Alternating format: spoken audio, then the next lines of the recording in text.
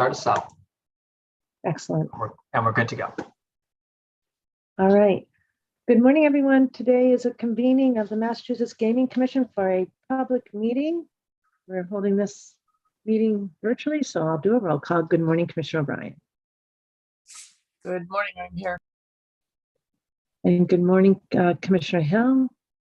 Good morning, I'm here. And good morning, Commissioner Skinner. Morning, Madam Chair and everyone. And good morning, Commissioner Maynard. Good morning, Madam Chair. I am here. Commissioner Hill, are you in the office? Yes, I am. So the roads really were that good. Excellent. Yeah. All right. We're going to get started calling the meeting, public meeting number 438. I'm going to turn right to Executive Director Wells. Yes, so as an update to the commissioners, true to their word, DGC has submitted their official request for a temporary license, as well as their $1 million fee. I confirmed this morning that the fee was confirmed to have gone through yesterday. In addition, I had written up the memo. I've submitted it to you directly, and I think that's going to go in the packet whenever we can get that up, because that just happened this morning.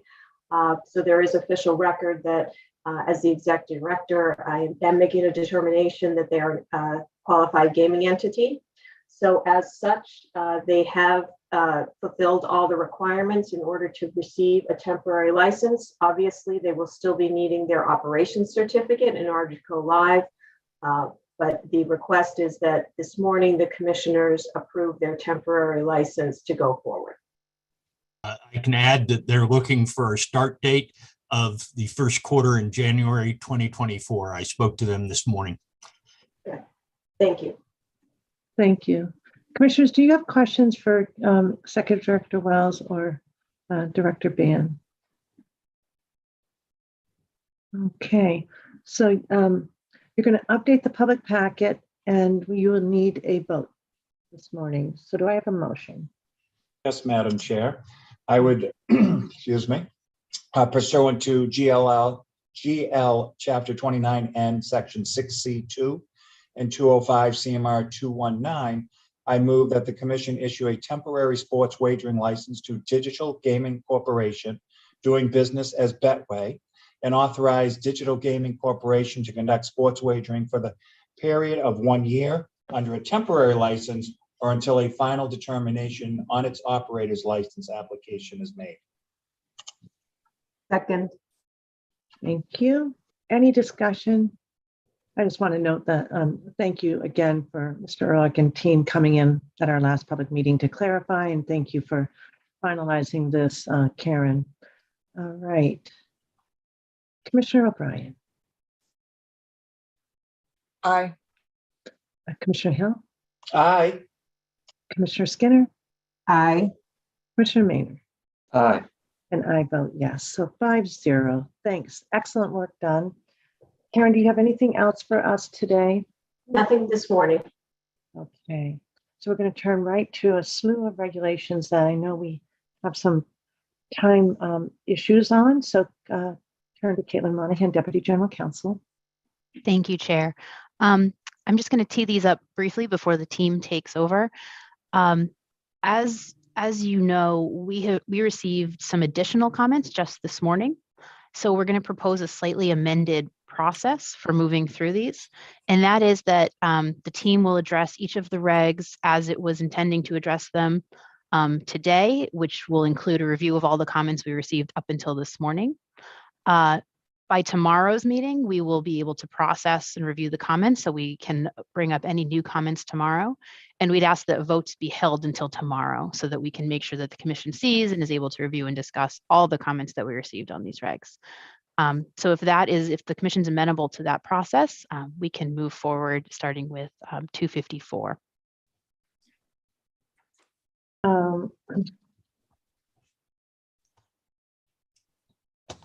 Commissioners, are you all set with that? We hold. That makes sense to me. Okay. All right, hearing no objections, let's proceed. So we're going to move item number 3, E on our agenda up to first to A spot because we have Dave Mackey from Anderson and Krieger, and he has a scheduling challenge. So good morning, Dave. Morning.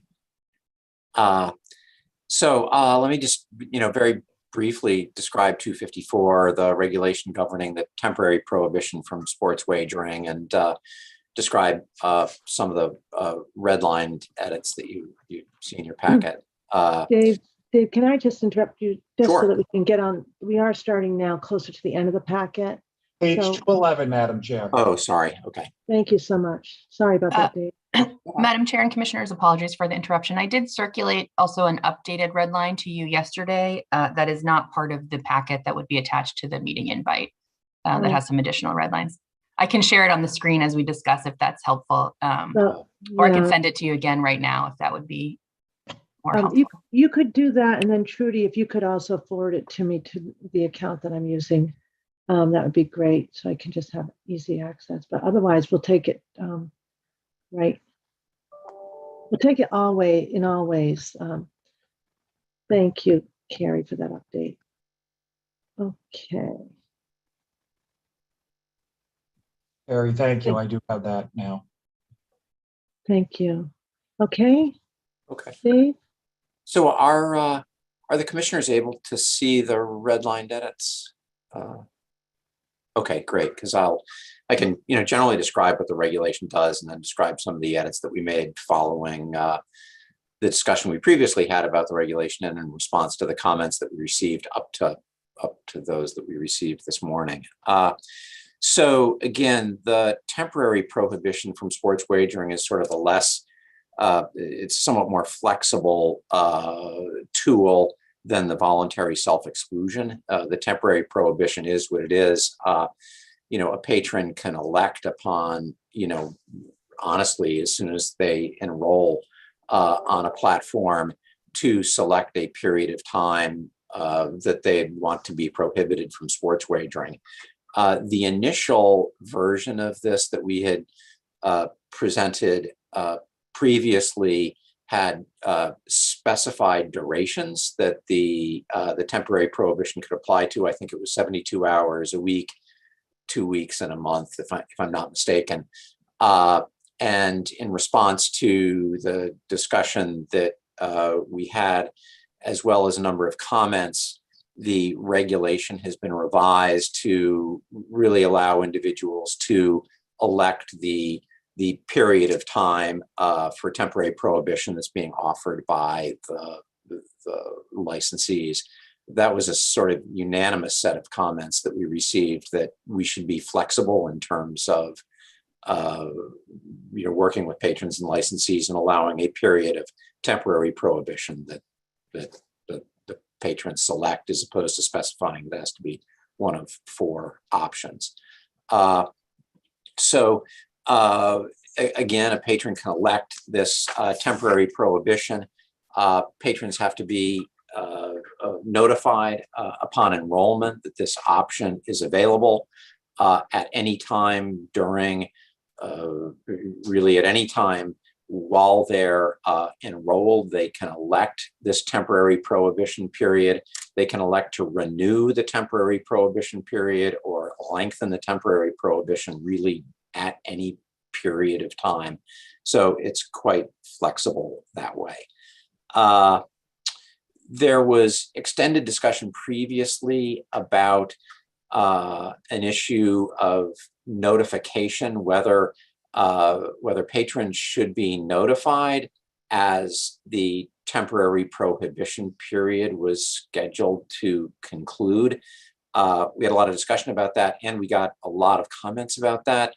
The general gist of the comments was that the notification before the termination of the temporary prohibition period was not necessarily a good idea, because it could create, a sense of anticipation or a sense of excitement on the part of the patron that the temporary prohibition period was ending, and that, they'd want to get geared up again to begin sports wagering. And that instead of that notification, the temporary prohibition period should simply be allowed to end. So you'll see in the red line that we've taken out the references to notification that the temporary prohibition period was ending. The other significant change you're going to see in 254.05 is the sanctions provision to the previous 254.05. Dave, before we shift off from that, I just noticed one suggested change on 254.03.1. It says an individual shall select a temporary prohibition period. I think you want may. I don't. Oh, that we did make that. Then I'm not seeing an updated version. That's all. Oh, I wonder if you're. Here, I'll share the updated one. So Yeah, that may make sense because we noted that.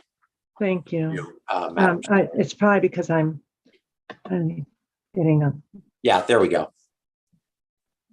Okay. Excellent. So thank you. Okay. Oh, and then we think alike. We're on the same page on that one. We agree. We think alike. So that I must not quite have the right updated packet. And so I know that Trudy's probably listening. If she could just send that to me, that I'm using my second screen to my other account. That's great. Thanks. okay. I thought I had the most updated one, but there's been some changes. Yeah, Good. this Okay, that makes great sense then. Thank you. Madam Chair, it came to us via Carrie yesterday afternoon, if that helps you. No, just sent it to Trudy again, so hopefully she can follow. Yeah, I'm sure she probably sent it around. I just probably searched the wrong. It's on me, guys. Thank you. So Appreciate it. two other issues that we addressed. We took out 254.05, the sanctions provision, because it's now adequately covered by 232. 232 would include violations of 254, so that seemed redundant.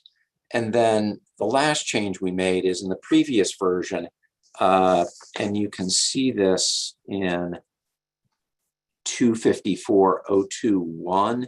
We had initially drafted the regulation such that during the temporary prohibition period, individuals wouldn't be able to access their accounts, but we received some thoughtful comments that actually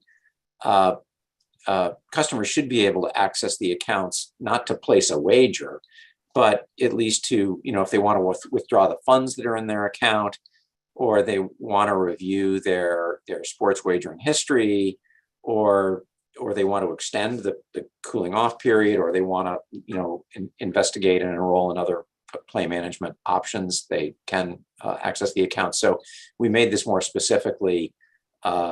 You cannot make deposits and you can't place a wager, but you could access your account for these other purposes. So I think that covers, the general gist of the rule and the changes that we made since the last meeting, based on the discussion and based on the comments. But, Carrie or Mark, please weigh in if I've missed something here, and obviously happy to take questions. Thanks, Dave. If I may, I don't believe the notification option for voluntary notification has been removed from the regulation. I don't believe that issue is resolved. So I think Director Vanderlyn is referring to is we're taking that out. In many ways, we were suspending that, and then Mark, we were considering having a round table of some sorts on that issue. Is that what you were referring to when you say not resolved? Yeah, it's not resolved, as in, I think that there should be, as you recommended, Madam Chair, a roundtable discussion and a determination about whether or not that should be, I guess, at this point, amended and added back in. Right. And so I think what we do have now, Mark, that we didn't have before, these comments. I'm not sure when all the comments have coming in. That's one thing I would love. I'd love to have dates on the comments so that we kind of have a sense of timing. So Mark, I know that we moved a meeting to discuss the roundtable. I don't think we're taking that off the table at this time. Director Vanderlinden has been quite invested in thinking about this issue of notification and whether he, in fact, would argue for its support, and I want to honor that. So at this time, though, Mark, I think the recommendations are for them to be that matter to be struck, and we can reintroduce as you're comfortable. Does that make sense? Yeah, that makes perfect sense. Thank you. Everybody comfortable with that, commissioners? That we Yes, can- my only question for Mark is, given that we have this March 10th date, are you comfortable with what's remaining in the reg in terms of launching on the 10th? Understanding that we're going to be circling back for tweaking this, are you comfortable with it as it reads? Yes, I am comfortable. Okay. And Commissioner O'Brien, I think that you recall the reason why probably Director Vanderlinden is comfortable too is because even if on a policy level, we decided to. Right. No, there are have the technological challenges to this as well. I understand. That's what I I just was wanted to gonna make sure say. he was comfortable with the idea that there wouldn't be any notifications as written Yeah, I mean, while just we launch. to be clear, I absolutely support temporary prohibition. I think it should be there from day one. I think that as a responsible gaming tool that as it's being used kind of across the country, I think that there are ways in which it can be enhanced. Notifications, for example, and I support exploring that further, recognizing that if the commission does adopt that, there will be some development time and some process in order to get up to speed for the operators to be able to offer that. Right. And so I was going to finish my sentence. I think we had already recognized that there was going to be a suspension of some sort anyway because of the technology challenge. So, okay. Everybody, any further questions? I do have a question, Madam Chair. First a comment, I found a couple typos that I'll get to Caitlin later today, but I did have a substantive question about 254.02 subsection 3C. It says an individual's attempted sports wager may be rejected, or if placed, may be voided or canceled. I'm wondering if that should be a shall. You know what? Turns out I had the right packet. That was just a single piece. So now I'm going back to my big packet. So I'm going to have to play a little bit of catch up. I'm sorry, everybody. Again, so that it was just that particular rag that. So I'm going into the reg, Commissioner Skinner, getting caught up. My apologies. Let's see. And so again, the number, Commissioner? I'm at 254.02 subsection 3C. 3C. Okay, I've got it in front of me now. And so we outright in our regulations prohibit a patron from being able to place a wager. And so if that happens, I think it's reasonable to adjust that language. I mean, I think it's reasonable to adjust the language from a may to a shall in terms of, the wager being voided or canceled, right? There's no option to, there's no option. We don't leave an option to have the operator make a different decision. does that reflect what we do in our other practice?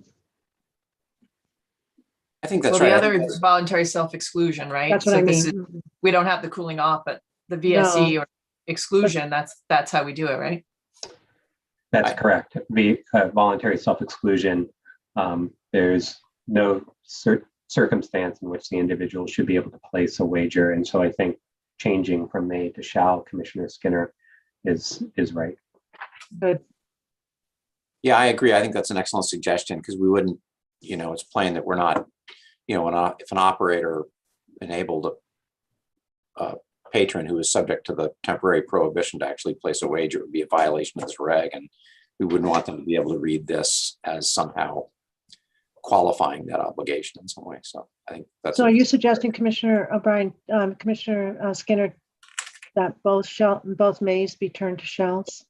Yes.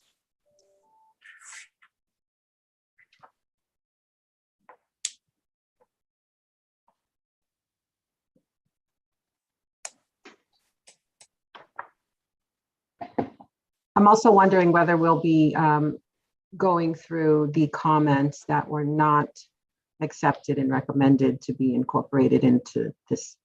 Thank set you, of Commissioner Skinner. I absolutely think we should go through the all of the comments, even the ones that were accepted, Commissioner Skinner, because this is our chance to really think about them. I agree. Thank you. Yeah.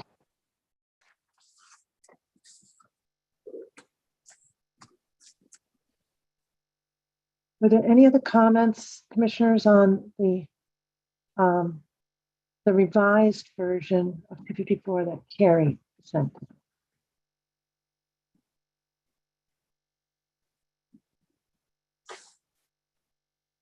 Okay. So I don't have any comments, Madam Chair. thank you, Commissioner Hill. If you all be patient with me, my apologies. I'm switching now again. Let's just see.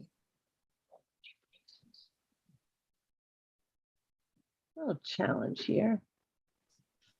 Once I'm in this packet again, okay.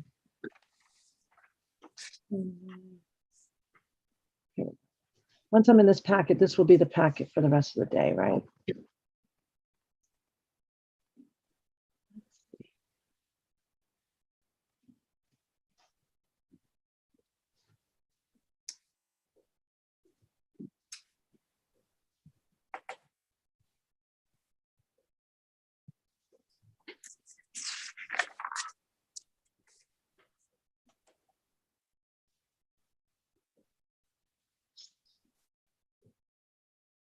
Thank you, everyone, for your patience.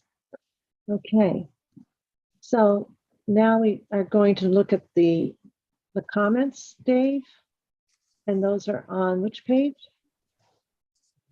Starting again. Gary would be in a better position to answer that question. Those These are are, comments that we received up until this morning. That's right, Dave. They begin on page 216 of the packet. Thank you. All right, why don't we start going to that, please?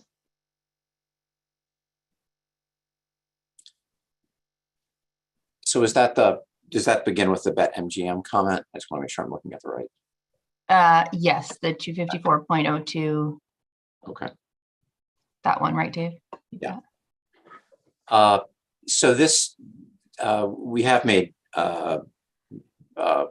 proposed change to the regulation based on these first comments from Bet MGM. This relates to initially we had it set up so that a patron couldn't access their account during the temporary prohibition period, and the comments we got, reflected that actually there are some situations where a patron might want to be able to access their account, not to place a wager, but to, first of all, potentially just pull money out of their account, or to extend the temporary prohibition period, or to, look at some of the other, look at and potentially take advantage of some of the other play management tools. So that's the reaction to the comments on the first page there, and we agree with them. Commissioners, I'm going to ask that you just interrupt Dave if you have any comment on the comments, okay? Because we're going to go through them all. Please. Go right ahead, Dave. So the comment, if no comments on that, the comment beginning on the next page, the comment was for digital, recommend duration of 72 hours up to a year. I think this was reaction to the four or five, I think, specified time periods that we had initially proposed that the cooling off period relate to. And instead we've made it, basically more flexible, and, I think accommodating the licensee's desire to, work with the flexibility that they have, that they offer in connection with their own cooling off periods.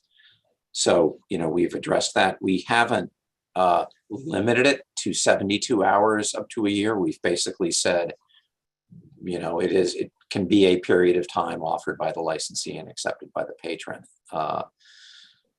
So we've made it, as flexible. It's really as flexible as we can make it. We haven't specified any particular period of time.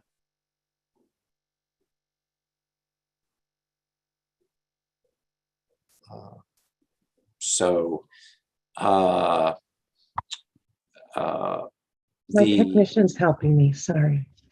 I've had a little technical trouble, Dave. We can continue. Commissioners, you all set with that one? Okay, thanks, Dave. Next comment relates to relates to the notification provision. And at the bottom of the page there, you can see the comment, "I'm concerned that reaching out to notify the player that their cooling off is expiring could have the unintended consequence of getting the player excited to gamble again."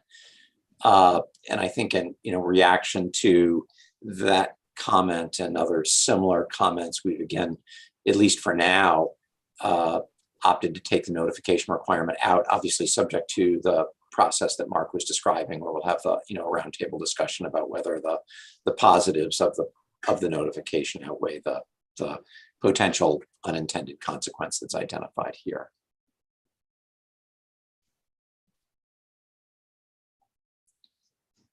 Okay, thank you.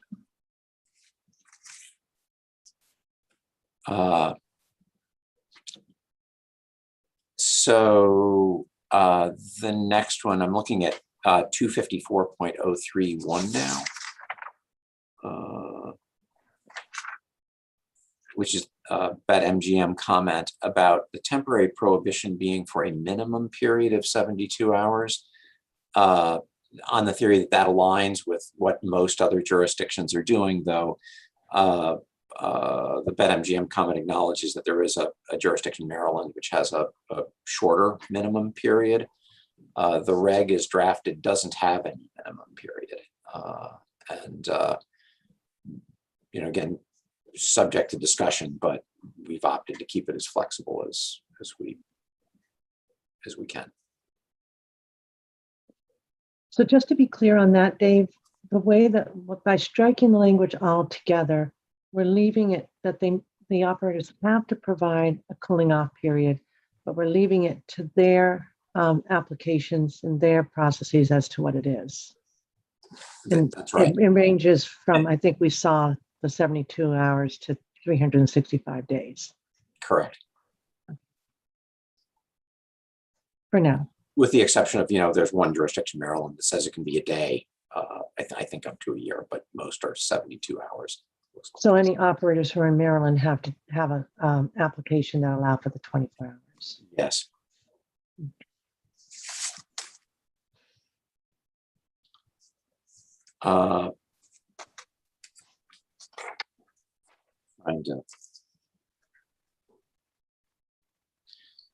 The next comment, extended comment on 254.033, again, really picks up the concerns about the potential downsides of prior notification of the end of the cooling off period, that it might in fact excite people to get going on sports wagering again. It also would, require the licensee to reach out to the customer again, which could, be viewed as sort of a marketing incentive to get back on the platform and start sports wagering again. And the comments we've gotten seem on balance to suggest that downside would outweigh the positives of prior notification. Dave, before we get too far ahead, can we go back to BetMGM's comment regarding the 72-hour duration for the cooling off period? It's on page 217 of the packet. Yeah. There's a comment within that set of comments from BetMGM that talks about, well, so I'll just read it. For retail, it's like the third paragraph down from that page. It says, for retail without card swipes and requiring the identification of each player prior to placing a wager, I'm not sure how we would administer a cool-off period with such short time frames. And my question, I mean, it's not directly related to this comment, but it got me thinking about whether if a patron is on a cooling off period within the app, could they still go to a retail operator to place a wager and such so as to circumvent that cooling off period? And if so, and I don't know if you're the right person to answer this, Dave, and I'm sorry if I'm misdirecting the question, but to my fellow commissioners, if the answer to that is yes, I'm wondering if we should consider whether there are any guardrails to put in place so that, you know, we could mitigate any effect of that. Let me answer with my understanding, but obviously I absolutely defer to others who understand the technology better than I do. You know, initially when we wrote this, I believe we were including, you know, kiosks and along with the digital applications, and we eliminated the reference to kiosks because of the technological challenges posed by that. So I think you appropriately identify an issue about whether it's technologically possible to move the, you know, the temporary prohibition, the cooling off period, and have that apply, you know, basically to any of the manners in which you might engage in sports wagering. Yeah, I think an operator is only required to collect the personally identifying information if it's over a certain amount. And so just raising that for possibly future consideration. I don't know what we do with it at this point, but it's definitely something to continue to chew on. Can you put that in the parking lot, Commissioner Skinner, and remember it for the further policy discussion? Certainly. For the round table. It's right now. Thank you. I don't want to forget it.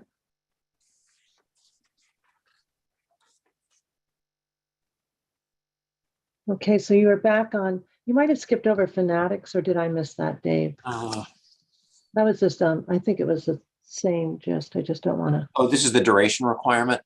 Yeah, I think so. Yeah. It's the same thing, but direct. Same idea. They're suggesting, they're suggesting 72 hours, 3 days to 364 days. And again, I think this was pushed back to the 4 specified time periods that we had initially drafted.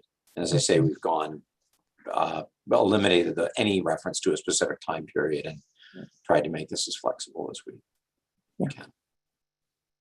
Okay.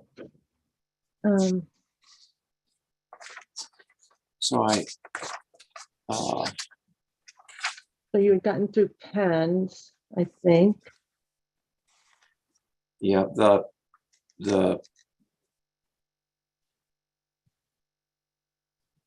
I think that's right. The pen and the WinBet comment, again, a lot of this is related to the concerns about notification, reaching out to patrons during the cooling off period before it expires, and the concerns that might actually incite additional sports wagering that might not be in the interest of responsible gaming. And we've taken that out. I think there's a comment about proposing to remove in 254.05 the words recklessly or reckless wording, but we've eliminated 254.05 from the version of the regulation, and it's now picked up in 232, the discipline sanction rules. So I think that we've addressed that. And then the last comment from the private citizen relates to whether or not the cooling off period could be administered honestly, I think it would be, administered by the commission in such a way that if a patron opted for the cooling off period, it would apply to all of the licensees that are engaged in sports wagering and not just to a particular account. Is that and- how it was going to work, Mark? Or was it going to be that if you had a few platforms, it would only apply to the platform where you addressed it, right? Yeah, there's a challenge of having it be administered the way that this individual suggests. If we want to have it take effect immediately, it would require it to be operator based. If we wish to have it administered by the commission, there is that lag time between when an individual enrolls and when the information is collected and disseminated. So there would be it's probably not insurmountable, but it's a significant technical logistical issue of having it take effect immediately, which I think is what is ultimately more important. Yeah. Voluntary self-exclusion obviously applies across all operators should an individual enroll. So we can put that issue too in our future discussion, Mark. But I think, Dave, that is the distinct difference between the VSE and this cooling off period. Yeah, I think the potentially short duration of the cooling off period makes it a much more significant technical challenge than the VSE program, which is longer in term, provide more time for it to apply to all the operators. And Dave, when you're going through the comments to 05, is there any cross-reference to the discipline regs to see if there's any relevance to this commentary? Because we're striking 05 because we now have the disciplinary regs. So Yeah, right, 232. yeah, is there an exercise where these are being compared to 232? You mean today? No, I'm not today. I just mean going forward so that we don't lose sight of whether there's anything relevant in the 05 comments to 232. That's a good point. So that the one comment we do have on 05 is proposing to remove the words recklessly and or reckless. And the comment was, discipline should only be warranted in the event the operator knows of it. 232.02, as I read it, is broader than that and simply says an operator failed to abide by any provision of 205 CMR. So it really doesn't. Right. I just wanted to make sure that, and I like 232, the way it's written. I just wanted to make sure that we were sort of going through that exercise. Yeah. Okay. We'll make sure. We will make sure. Thanks. We do. Any further comments or questions on these comments? Just a cross-reference, Judy, I don't know if off the top of your head, do you know if we received any of the additional comments pertain to this particular provision? To the cooling off, the new I can ones jump in there. We did receive 5 comments this morning on this regulation. I believe 3 of them relate to notifications and the duration. So those 3 comments would have been addressed. And then there are 2 additional comments that we'll want to take a closer look at this afternoon. Okay. And we have them all now. So thank you. So we can look at them at the same time. Can I propose a Commissioner. ministerial task if it's not too much? To the extent the team is recommending a change in the comments, is there a way to highlight the block that's actually being recommended so that we can sort of make sure we're looking at looking at the ones that maybe you're not recommending? I might look at those a little bit closer because we're talking about the changes. So if you can maybe flag by color coding the ones that are being recommended, so that's just a little easier to read. So for clarify, instance, today, the ones that you would clarify, you'd want them either in a red font or a green font or even just a highlight. yellow highlight the box that it's referenced in so that we know the yellow is the one that you're recommending we take action on in terms of an amendment, and then the others you're not. But then it just helps me go through it a little bit better. If it's not too onerous, I know you guys are pushed for time, but. Caitlin, I didn't mean to interrupt you. No, not at all. I was sort of asking the same thing, just confirming exactly what the commissioner wanted. I think that's a reasonable request, Commissioner, and that we can do that moving forward. Excellent. Thanks. So I just want to thank those who have submitted the comments on this. I think I had noted several times that during our assessment, we heard from the operators that they were surprised about the idea of notice. With that said, I want to give Director Vanderlyn the opportunity to do some of the research that he wants and to draw together different voices, including those that are represented today. And we'll have a good discussion on this just to make sure we're not missing out on an opportunity to be on the forefront here. But the operators during our assessment kind of indicated that they were going to have trouble as operators giving notice. So Mark, I know one of the things you're considering for the future is would that notice shift to the Gaming Commission and make it more comfortable. So really helpful, and we appreciate all the comments that have come in. I look forward to reading the ones that are still out there. Thank you. Okay, anything further on this 254? All right, Dave, are you on for anything else before we excuse you? I'm not. Thank you for taking this out of order. I appreciate that. Oh no, very, very helpful, and have a good rest of the day. Dave, is it snowing hard in Boston right now? Because you're at the office. I think it's raining. Raining? Yeah, it's doing something. It's gray and kind of dreary and raining. Yeah. I've got someone flying in, so I've got them on my mind. So thanks. You're my weather person. Yeah. Thank you so much. All Okay. right. Yeah. Thanks, Go Dave. Go ahead. Okay, Carrie, then we'll turn back then to 205 CMR 138. Is that right? I think that's right. And I think. Oh, Carrie, thank you. Oh, yep. And I think Mina is taking these ones. Yes. Hello, good morning, everyone. Good morning, Nina, and you'll point us to the right page. I will do my best, yes.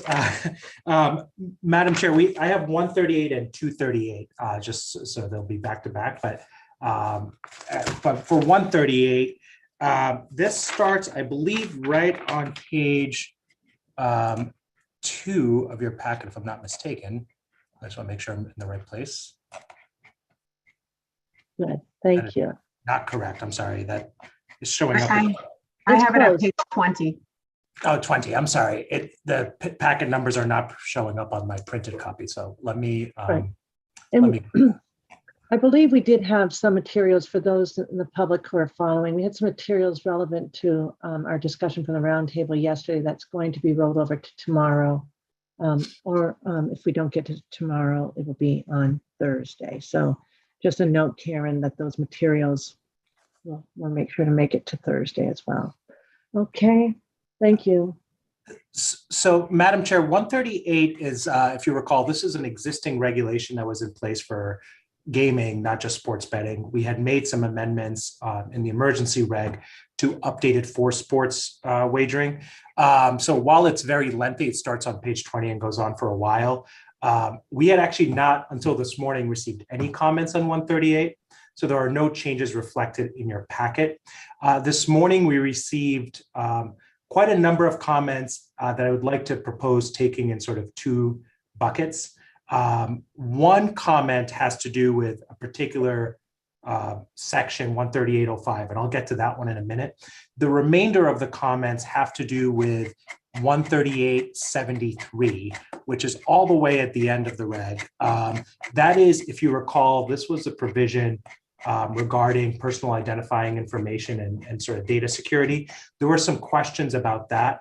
GLI was instrumental in drafting that regulation initially. We have not had the opportunity to run all of the new comments received today by them.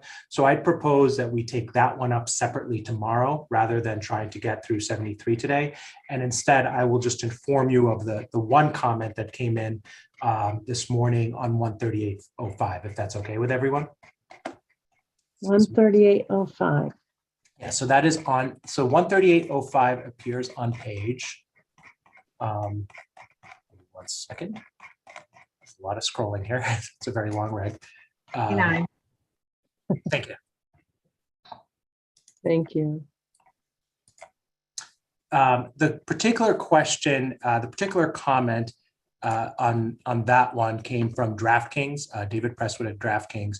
And it has to do with 138.05.1D there.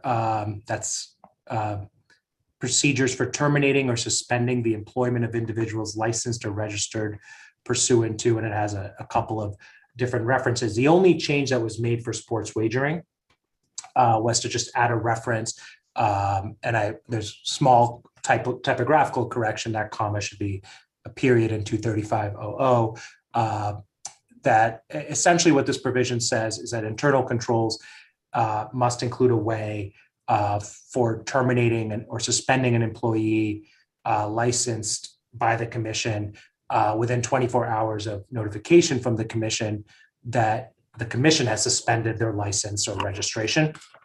The ask from DraftKings on this one was in light of the fact that it might be difficult to terminate or suspend due to local state labor laws, especially since the folks may be working outside of Massachusetts, or professional contracts, et cetera, that the language be changed to read, rather than simply procedures for terminating or suspending, it would read procedures for terminating or suspending the employment of, and here's the new language, or modifying the relevant responsibilities of, comma, individuals licensed or registered, and then the rest would stay the same.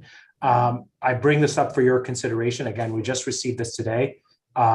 It's certainly, I understand the gist of the comment. It would, of course, be changing it for gaming and sports wagering if we were to make that change, because this applies, 138 applies for gaming and sports wagering, not just sports betting.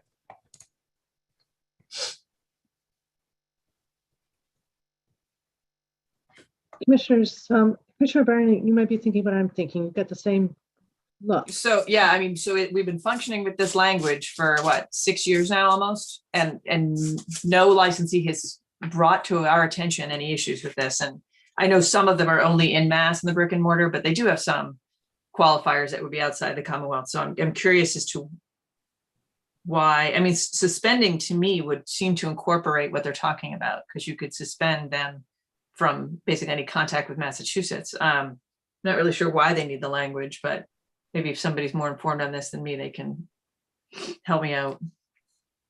Can you read the language that they're suggesting one more time, please? So they're suggesting at the beginning of this, Madam Chair, procedures for terminating or suspending the employment of, comma, or modifying the relevant responsibilities of individuals licensed or registered pursuant to, and then the full list would stay the same, also within 24 hours.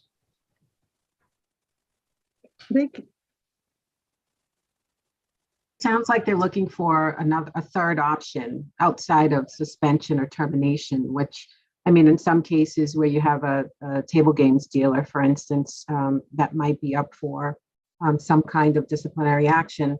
I think the proposed language would allow that individual to shift over from that role to another role, perhaps one that does not require a higher level license level, such as, like, someone who is a service employee. And that does happen. We does. see that. Yeah. It does. So. Madam Chair. Yeah, go ahead.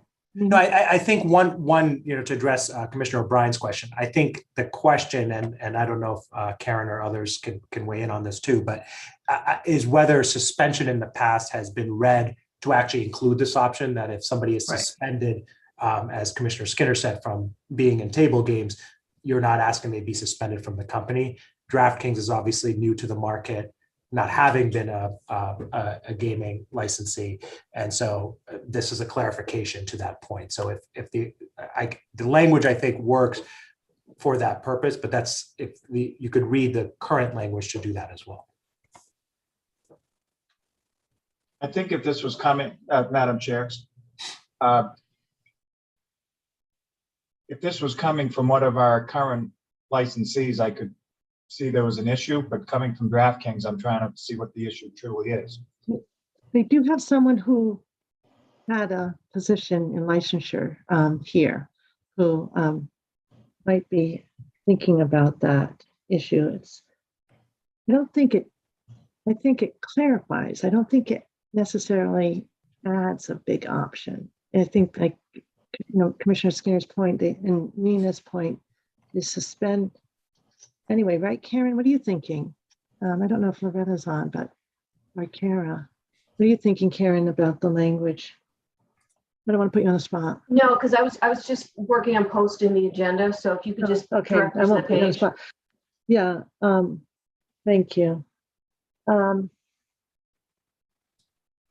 I think it's a reasonable suggestion, but it is interesting that DraftKings, to Commissioner Hill's point, they're newly licensed in Massachusetts, but they didn't make that comment to 238, which I understand mirrors 138. Right? I would have I've to, got to be honest, I don't really love the relevant responsibilities in terms of, what does that mean in terms of the notification to suspend or terminate? Is there then some sort of analysis that goes on? How detailed does licensing then have to be to say, no, there's an issue? And they, change their responsibilities. They think addressing it, maybe licensing doesn't agree. Like, I don't know. I'm not really loving the language, to be honest. Well, we can chew on it, right? Because we're going to look at it tomorrow. And so, Nina, if there are other comments on it, then we can take that into consideration and maybe find out from Loretta and Karen what they think, and Kara and Commissioner Skinner, with your experience, I don't know. And I'm not really sure, does this flip back to, does it mirror, what happens with 238? It would just not be in there, or would it mirror it? I would have to double check, Madam Chair, but I don't believe that it would necessarily be in there, because these are the kinds of provisions that were, the reason we updated 138.05 was to capture this particular provision for sports wagering. So I don't know that there is a corresponding. That's what I wondered. 38. And also because it was new, I want to make sure that there was one new comment on 238 from DraftKings, but it wasn't this one. It was a different one. Yeah, and it doesn't look like this language is in 238.05. Yeah. Thank you. And why is that? I missed it. I'm sorry. Why is it not in 238.05? So when 138 and 238 were being drafted, some things made sense to keep all together in 138, and some made more sense to separate out in a particular set of internal controls for sports wagering. This particular piece about suspension of employees was applied to sports wagering by inclusion of the text that you see in red on page 29, as opposed to being in a new section of 238. So sports wagering licensees are required to comply with particular provisions of 138 as well as 238. Okay. I get that. The title, though, of this body of regulations, I mean, I guess the language in 138.05 clarifies, but it's titled Uniform Standards of Accounting Procedures and Internal Controls for Gaming. That's the added language there. So that's consistent. It's fine the way it is. That is consistent. I did notice that as I was going back through it this actually yesterday, that whether or not you need the for gaming, I think you could probably do without that change in the permanent reg. It was to distinguish it from the sports wagering, but I would actually recommend that 238 instead keep the perhaps even be called additional uniform standards for internal controls for sports wagering. So you can make that change in 238 and remove the for gaming on the top of page. And so 138 would include both. 238 would be additional for sports wagering only. Exactly. How's that work, Commissioner Skinner? Yeah, I like that, because if you're in a hurry or not so savvy with reg reading, you might skip over 138 altogether, because with an understanding that it's only for gaming. So yes, I agree with removing for gaming from the title there. Yeah, and then clarifying on 238. Okay. I don't want to be a distraction, but it's making me think about something that we could put in the parking lot, and maybe I just have missed it, so forgive me. But the statutory change to 23K that allows for exempt service workers to get licensure relief. That would not apply to sports wagering, correct? So, Madam Chair, the level of licensure or registration in gaming that applies to those that are exempt, they're not covered by the requirements of licensure in the Sports Wagering Act. They're not covered, right? And so I right, just because wondered, it's only supervisor and above, which we capture anyway. we start at such a higher level, we don't have to worry. Exactly. That's right. Okay, thank Exactly. you. Thanks for that reminder. Yes, no problem. Thank you, Karen. That's helpful. So, Madam Chair, if that is, I think the thought would be, let us, to the best of our ability between today and tomorrow, just try to circle up with Loretta and Karen and others on that change. And we can take it back up for consideration, ideally tomorrow. And then, as I said, 138.73 is the other piece here. We've gotten comments ranging from, let's just remove it altogether, to specific clarifying questions. So there's quite a bit on that one. We'll do our best to digest those tomorrow, given other meetings and so on. So. Yeah, and please take into consideration Commissioner O'Brien's concern about the language. That'll be really helpful. Commissioner Maynard or Commissioner Hill, do you have any comments? I see none from you, Commissioner Hill. Commissioner Maynard, you all set? I'm good. Okay, excellent, thanks. All right. All right. If I may, then I'll go on to 238, unless Carrie. Right. And just to clarify, every other red line we reviewed in our earlier. Correct. 138 is a bit unusual in your regs in these packets, because it's the red lines are changes to an existing reg, as opposed to changes because of comments or since you last saw them.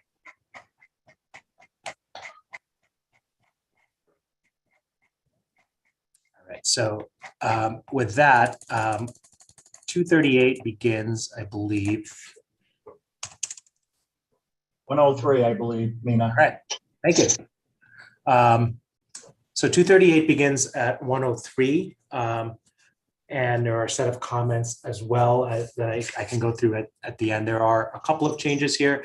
We did receive one additional comment today. I think we can talk about it as we go here, because and perhaps try to resolve it today as well.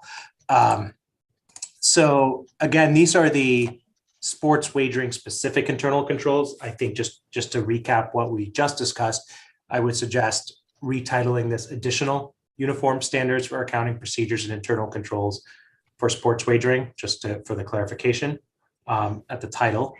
So that's not reflected in your packet, but would be here.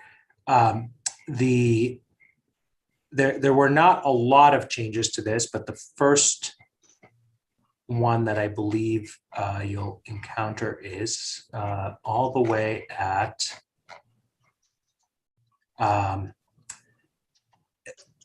page 119.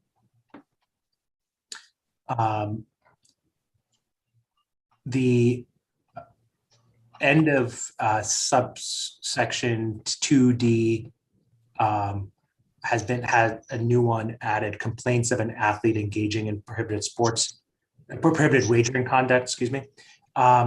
This is a comment, this is a reflection on a comment we had received from the sports governing bodies, I believe, following either the roundtable or in written form, about their desire to have a process for reporting to the sports governing body violations of the prohibition on sports wagering by athletes. And so that's what that reflects, is a response to that ask from sports governing bodies. The following change is also one that I believe came from those sets of comments. It sort of makes it a two-way street. A sports wagering operator is to maintain confidentiality of information provided by a sports wagering body and the sports governing body, and the sports governing body should maintain the confidentiality of information provided by an operator while an investigation is pending. So those were both in the same vein. There is related changes in subsection 3A, that goes from 119 to 120. Again, these were suggestions that we thought were reasonable from the sports governing bodies. Adding a few more categories of when it is appropriate to have disclosure of that information. The first one that remains the same, just a sort of stylistic change, is disclosure when disclosure is required by law. If the sports governing body or the operator consent to disclosure, where it's necessary to conduct or resolve the investigation, or where the governing body deems in its reasonable judgment disclosure is necessary to maintain integrity of the events. This was a concern that if there is an issue out there, and the sports governing body needs to be able to disclose it so that there is not a lack of trust in the outcome of games, et cetera. So that is the proposed ones here all came, I believe, from that roundtable follow-up comments.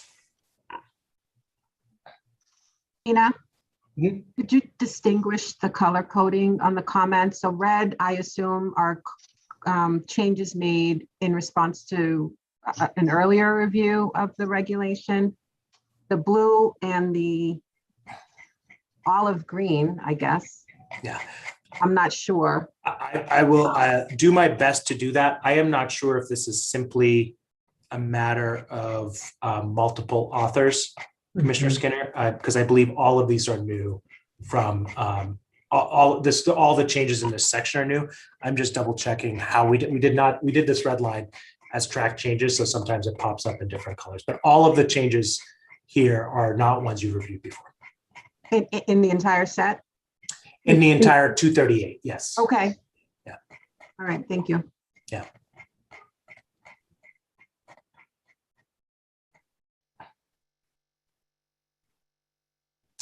So any questions on those? On that set of changes?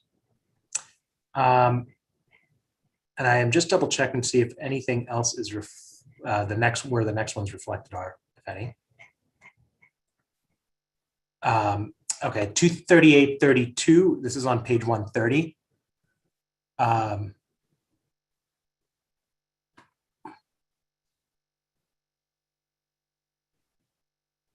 So I just want to make sure everybody's there. This is regarding restricted patrons, and the internal controls regarding restricted patrons. This was, I believe, you may recall a conversation about at some point about who exactly, and we had received some comments about who would be prohibited from sports wagering, and if it and the scope of that. The original language had mirrored 23, the setup under gaming more directly. The changes here included are updated partially to reflect some of the language used throughout the 200 series of regs, such as the reference to subcontractors, which appears in the vendor reg, qualifiers,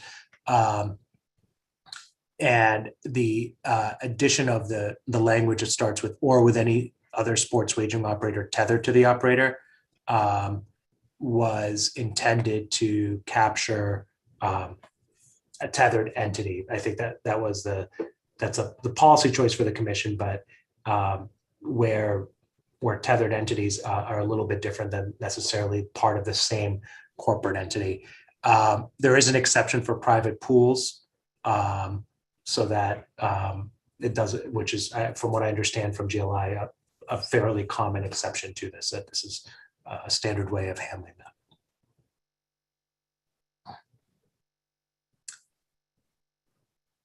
Just want to walk us through the language a little bit, Nina. Sure. So, starting off, subcontractors or qualifiers, that's really just to make sure we're following the right terms in the 200 series. Subcontractors, this actually, in the vendor regs, there's a reference to subcontractors as a specific category, and qualifiers as a defined term. The next change, as well as those within the same household, that's really an updating of language that is, rather than a relative, a same household is probably a more modern way to write that. And then the next one is really the substantive change. This provision prohibits essentially folks associated, or would have prohibited folks associated with an operator from wagering. A question came up, I think, during the licensing process of how does this apply to tethered Category 3 licensees and their employees.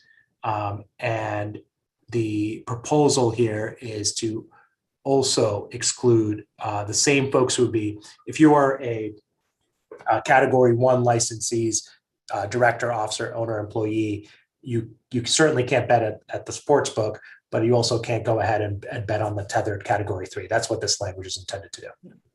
The private pool is sort of the limited. If you're, within a private network and everyone knows that you're part of it, there's a little bit of a different story. Questions for Mina on this? Okay, and then subsection 2 applies the same concept. Correct. Yeah. Yep. And this is in response to a comment. I believe this. I'm trying to remember, and as when we go back to the comment, if this was a particular comment or a query that came in during the submission of internal controls. Caitlin, I think this was not necessarily a comment that came in specific to this reg. It was a question more generally of what were the prohibitions on employee wagering. And so we created a policy, the commission created a policy, and we're now sort of applying it across the reg. So everything is even and up to date. Yeah.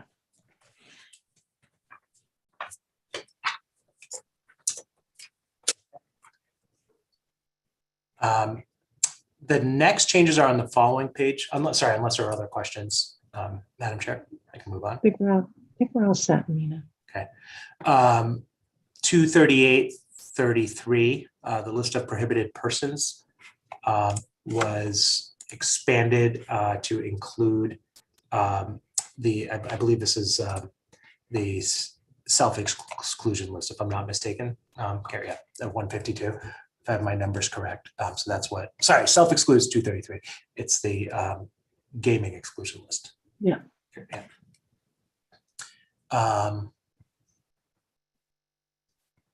And that may be it, but let me just double check here. That, again, a very long reg. That is it for changes to date. I can walk us through other changes that we did not accept in the comments or suggestions in the comments. I think it's okay to kind of go through the comments, even those that were accepted, just so that we, Sure. if anyone, there were quite a few to keep track of, so thank you. Sure. 230, these start on page 143 is where the comments start right after the reg.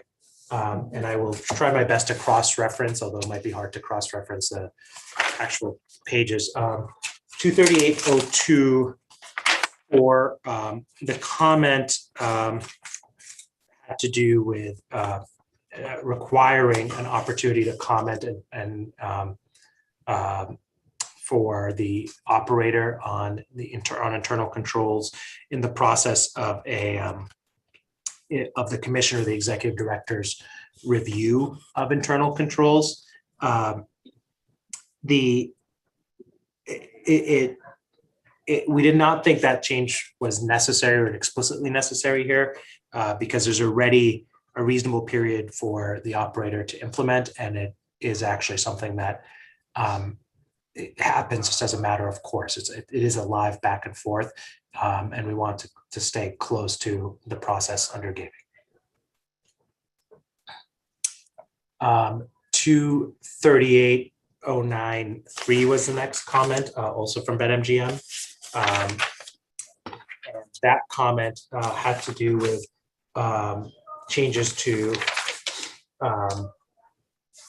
how data security would be changed. It or would be addressed. This one, I believe, we felt was adequately addressed already, and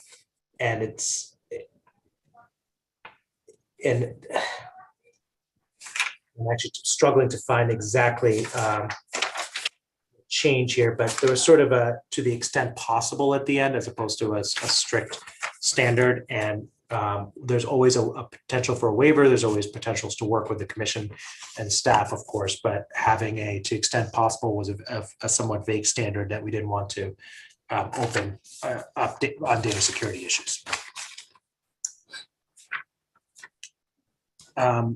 238 12A. I just want to get the exact language here in front of me. 12(2)A, excuse me, has to do with the holding of ensuring that funds in sports wagering accounts are held in segregated accounts. And the question was, one, whether the commission could clarify whether the commission intends for operators to create a trust vehicle on top of the segregated account. The reg doesn't really get into that. It's not clear that that's necessary for the reg to do. And so we did not think that adding in a requirement to create a trust account or not create a trust account was necessary here. As MGM notes, this is adopted from other jurisdictions as well. Any questions on that one, commissioners?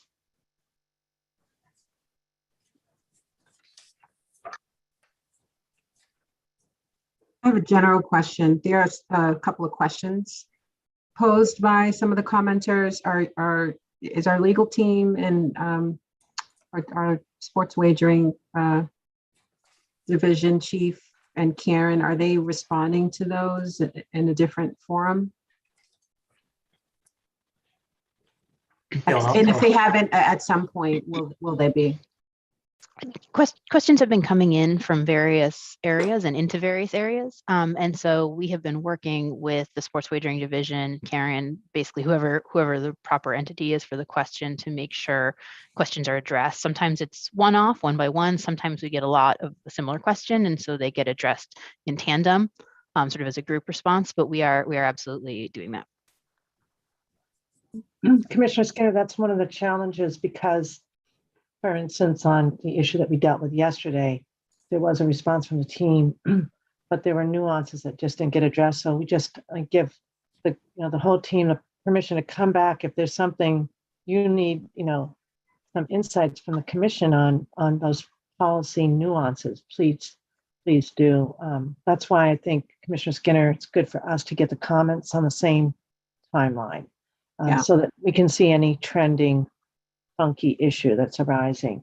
So to Commissioner Skinner's point on these two questions, Caitlin, would the trust vehicle requirement inhibit operators from applying payment processor reserves receivables to the reserve requirement? Do we know the answer to that? I don't know the answer to that at this moment. Okay. And I think sometimes too, when we get these questions in during the reg process, sometimes the reg changes. So we can take a look at that and respond once it's finalized. Right. I see what you mean. Like it's no longer relevant.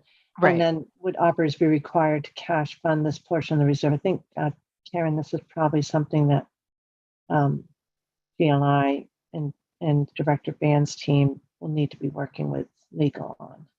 Yeah.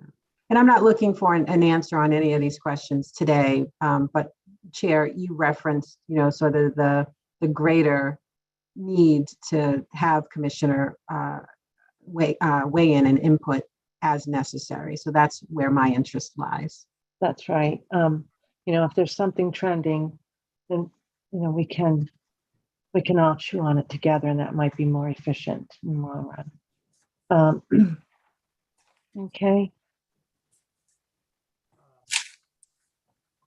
I can move on to the next one. I should just also clarify on this particular one that there is, I think that our view is that this doesn't require a trust fund. It just makes sure patrons get their money back. That's really the only part of that's the commission. So we can certainly help answer the questions separately. Great, thank you, Mina. 12B3 was the next source of comments. The request from MGM would be to give the commission the right to choose whether to allow, this is different corporate restructurings essentially. And so the proposal is to allow the commission to provide consent as opposed to having a prohibition from dissolving while there are unsatisfied obligations to patrons. We didn't feel this change was necessary in the reg. It sort of suggests that the commission, might consider it. And I think as a policy matter, the rest of the reg is clear that you're trying to make sure patrons are protected first. Of course, an applicant can always come to the commission and request relief from this provision if necessary in a corporate restructuring. And that's also addressed could be addressed through the transfer process, et cetera. So we're recommending no change there.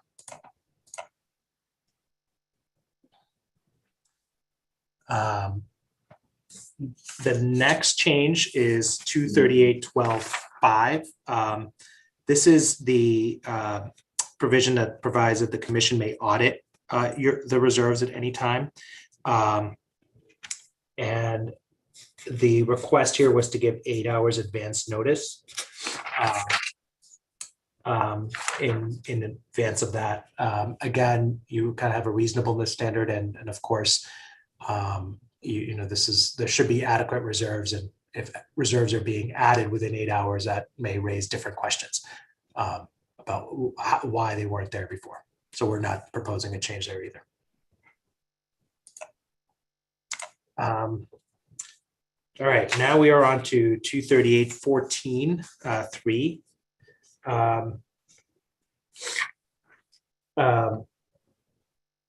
This was actually a question, not a request for a change. The question was, there's a couple of questions. So 238.14.3 requires that,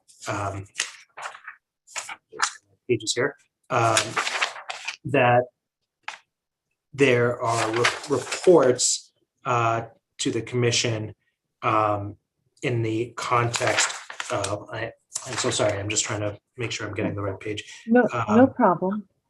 In a report of an error that occurs in offering an event or unapproved sporting event is offered to the public. So making sure that the commission gets a report. The question was, is it correct to understand that error refers to error leading to voiding or canceling of wagers, or what is the manner and form approved by the commission for reporting such errors? To answer the first question, it may lead to voiding or canceling, but that's certainly, as you know, addressed in a different reg. And so you want the report whether regardless. The manner and form approved by the commission was language reviews, as you know, a couple of places to make sure that there is flexibility to have the most efficient way to do this. I am not sure if a particular manner has been set up yet, but you could foresee in the future, for instance, an email account or a notification system that goes into place. So far, it appears that you have gotten notification when something like this has happened. So far. Yeah. But your point is that it's got to be a report of any error and not just one that results in avoiding a cancellation. Correct. In the sense that while it probably would result in that, you wouldn't want someone to say, well, since we didn't void or cancel, we're not going to report it, because the commission may disagree that it should have been voided or canceled. So that's one of the reasons you don't want it to be, you want it to be broader. On process on that, Karen, is that something that will come from the manner and form? Is that coming out of the sports wagering division or IEB, or do we know yet? I'm not sure we've hammered that out yet. There's a lot of intersection between the divisions in a lot of areas. I was just talking about that with another member of the team this morning. And I think we would like to see what works best at this point. Right, Yeah. and how it intersects, but there'll be coordination certainly between the Bureau and division. Questions on that we're lucky right now that we've had self-disclosure. But I think if there's a form or report that makes it easier for reporting, then that's great, right? But right now, we don't necessarily have that. Okay. Stay tuned. Madam Chair, moving on to 238-18 1. This was a request this provision has to do with implementing integrity monitoring procedures. This provision provides that can be done in-house by an operator or by a licensed vendor. The request was to change the word vendor to integrity monitor. We didn't pick up that change because while it very well could be an integrity monitor, we didn't want to limit it in that case. And on top of that, I think there are ongoing conversations with IEB and the legal team to figure out if we would want a separate regulation around integrity monitors, and if it makes sense to sort of set that up as a separate category.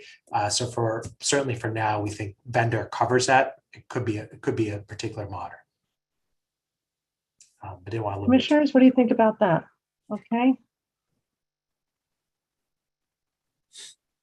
Because vendor absolutely includes integrity monitor. Right, exactly. It's and if it's a separate vendor that's not capable of doing that task, they wouldn't be meeting their internal controls.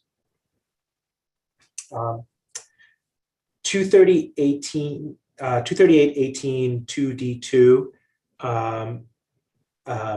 is a request that reports to the sports governing body include just actual breaches of rules of conduct, not potential breaches.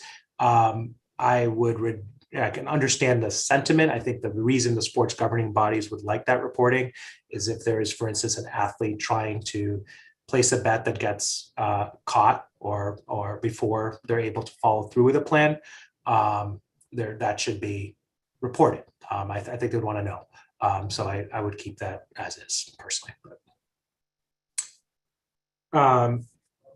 The comment on 238-13 from Matt Fowler at IBIA is actually the one we talked about earlier in 238-18-3 regarding the two-way flow of communication, of confidential communication between sports governing bodies and operators. 238-18-5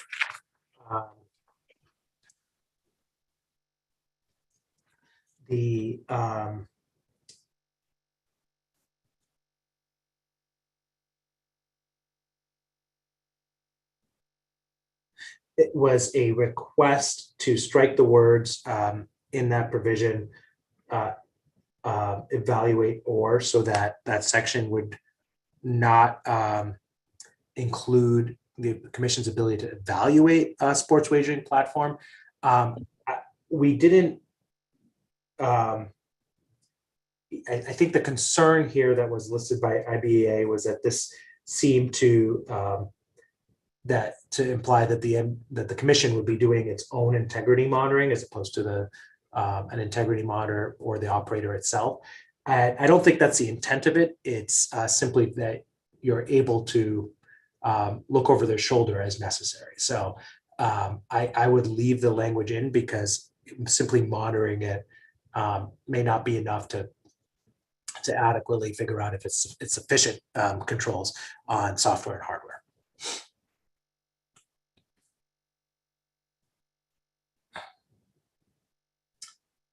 And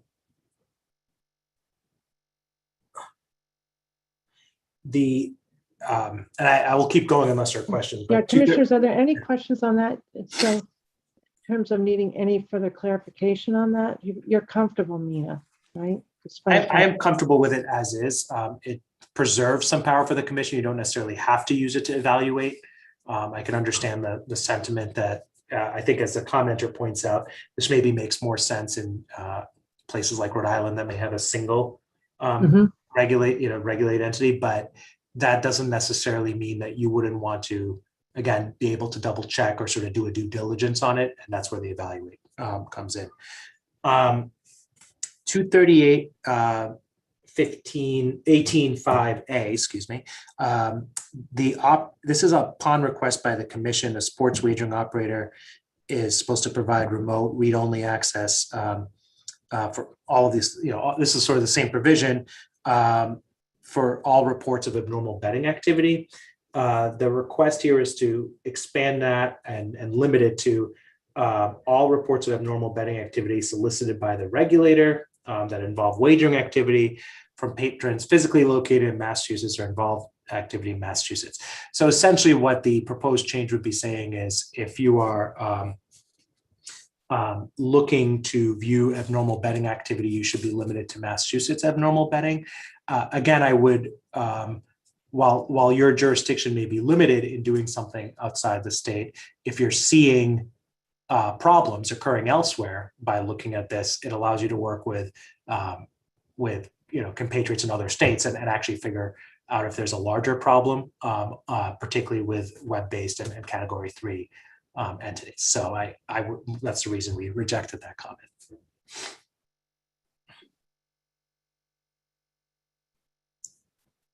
Okay. Our next set of comments come down to 238.22. This is the provisions regarding complaints pertaining to sports wagering. The Section 4 currently requires sports wagering operators to respond to complaints within 10 business days. The request here is within 10 business days after completing an investigation. We rejected that because it provides sort of an open-ended timeline for operators to get back to complainants. If they are not done with an investigation, they could tell the complainant that, but otherwise this sort of could leave somebody hanging for a very long time. The following section, actually, there was proposing to remove the provision that says if a response to a complaint is that more information is needed, the form and nature of the information needed should be specifically stated to the complainant. I think that's an important provision, again, so that folks aren't discouraged from following up on a complaint. It actually kind of dovetails well with keeping the prior provision and keeping things efficient. The 238.22.6, the requested changes. At the moment, the sports wagering operator is, or as written, should advise the patron of their right to submit the complaint to the commission. I'm actually wondering if this is in the right place. Give me 1 second.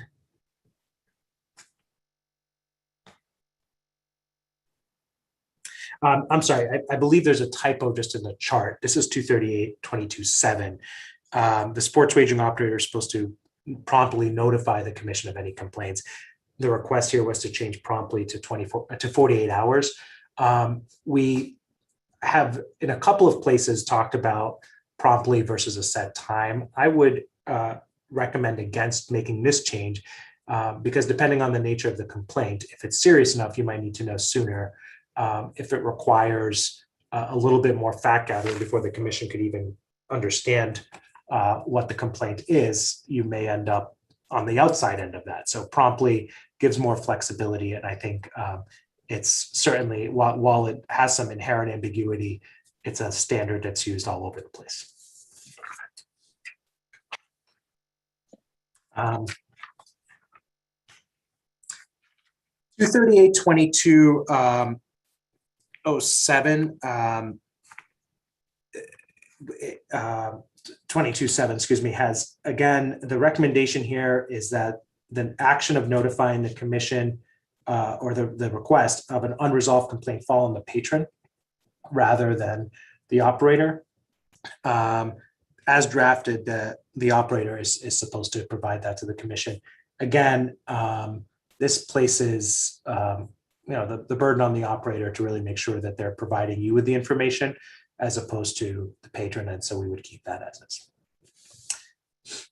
Nina, Yes. how would a patron file such a complaint? Is it through the Fair Deal hotline or some other avenue? I would assume so, but I'll defer to others on the commission staff who may be better at answering that. Karen, do you want to go over the ways that? Well, yeah, are we talking there? So there's two things we're talking about. Make sure I understand. There's complaints to the commission, which would come through the Fair Deal hotline or on site, can go to a gaming agent, but then patron complaints may actually go to the operator, and they're required to have their own system for addressing those internal complaints. And Mina, that's what this reg's talking about right here, correct? Correct. Although in this reg, they also need to notify the patron of the avenues to go to the commission. So they should have internal controls for providing information about Fair Deal. And it's the just former Fair that I Deal? was interested in, the Sorry, place of the Commissioner. commission. So thank you. I'm sorry, Sorry, Commissioner, Madam I Chair. spoke over you. I spoke over you. I'm so sorry. What did you say so that we're? I was clear? just clarifying that it is the former scenario I was interested in. So complaints to the commission. Yeah. Yeah. Yeah, so that would be the Fair Deal, which has the hotline, and there's also a website. In the email. web. So there's three. That's what's important. And so the internal Correct. control should reflect the three. And as always, our website gives the that general communications email too. So those would be the three key ones. Okay. And then before I move off this section, the new comment received today is actually on the same section. So I am trying to make sure we address that as well. The question is really about the same, that it was the same request from DraftKings as BetMGM, that the commission strike the requirement that the operator explain or provide notice of complaints that have not been resolved to the patron. Their point is they're concerned that they don't know if something has been resolved to the satisfaction of the patron. And again, they would rather that come from the patron itself. Again, remember that this is all in the internal controls regs, and so they need to have a process for this. At the end of the day, that process can be very simply: are you satisfied with the resolution of this? And if not, that could trigger a flag that reports to you.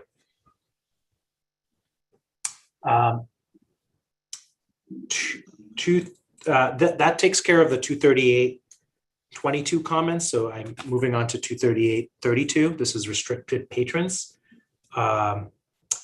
There were a couple of comments that are sort of related here.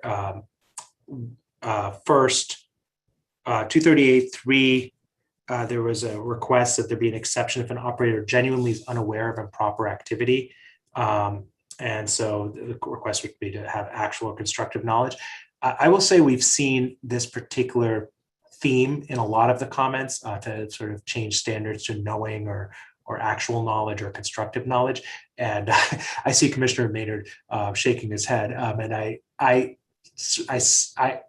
may be reading your mind a little bit, but I second that sentiment. I think that may factor into, for instance, the enforcement proceedings and what kind of enforcement the commission takes, but it sets a standard that allows folks to really look the other way if you're putting it right to the regs. So we recommend against it essentially uniformly across the board. You should go into mind reading, Mina. Is that right? Okay, good. Every once in a while I get one right. 238.33.1H is there's sort of a catch-all for prohibited persons as other prohibited persons as determined by the commission. The request to have as reasonably determined by the commission. I think the request to change may be misinterpreting the purpose of that language. The purpose isn't to sort of have one-off prohibitions on folks, but to capture any categories that just may not have been listed. If, for instance, a new category comes up, one that is not on here, for instance, I believe, is just to use a very basic example is folks may be prohibited under your internal enhanced code of ethics. And so that would be captured in that I, as opposed to an idea of that sort of a one-off determination. So it'd still be through the regular process. If I can move on to 23835, this has to do with cancellation.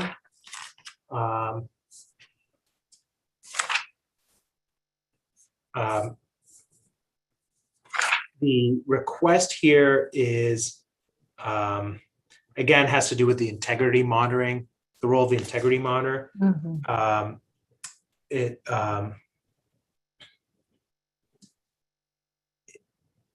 And this is a similar comment to what we had talked about before, that I'm sorry, I just want to make sure I'm reading the right thing. I apologize, this is the wrong place.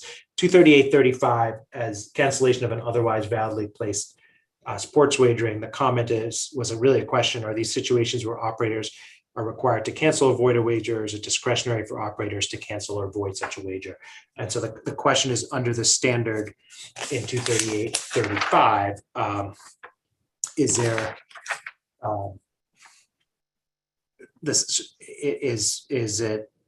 are these situations mandatory cancellation or voiding? And I believe the answer is yes, it is mandatory under all of these. For when it can be canceled. I know this has been a provision that was dealt with recently, so I don't know if there's any other questions or additions on this What? Why is that not clear? That's what I guess I'm wondering. I think the question they were asking is because the way the language is written, I think that it says that these are the situations where they can cancel without going to the commission first and asking if they can cancel.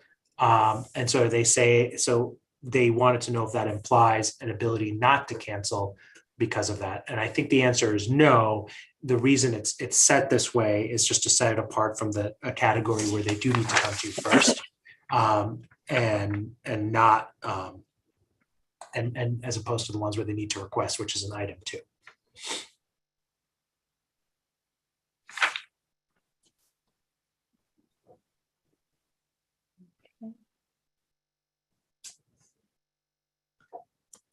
Thank you.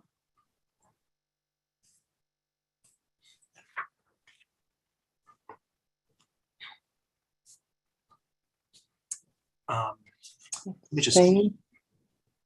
yeah, it's essentially the same comment in that case.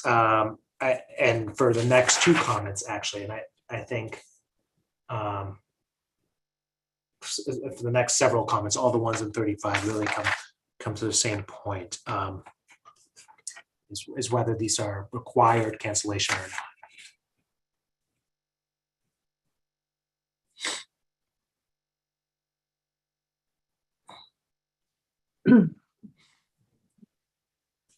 From 2 different parties. From 2 different parties, that's correct. It Can might be be helpful to get back to them on those questions then, because I'm assuming that the language is good, Nina.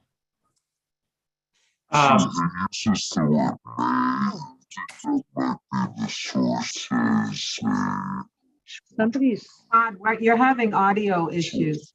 It sounds just still one having minute. issues. Is it It sounds me? really scary. It's, Who? I think it's Todd. Can you hear me now? It Todd, you just sounded freaked like- everybody out. Well, no, what was really interesting is I thought it finally happened. We're getting, Can't hear you. some kind of a bombing from the outside world. There There we we go, go. Todd. You're good now. Sorry. It's a long story. I'll spare you the details. Anyway, I was just saying if you His could. kids put a filter on him. That's what happened. Something. Todd, you should definitely go back and listen to look at the video because I it's appreciate really the funny. invitation. I may pass based on everyone's reaction.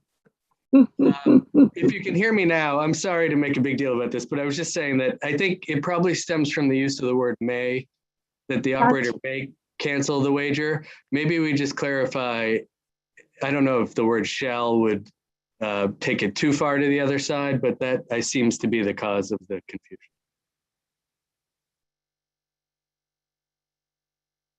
Yeah, I think to Todd's point, there's a couple of different mays and shells in this section.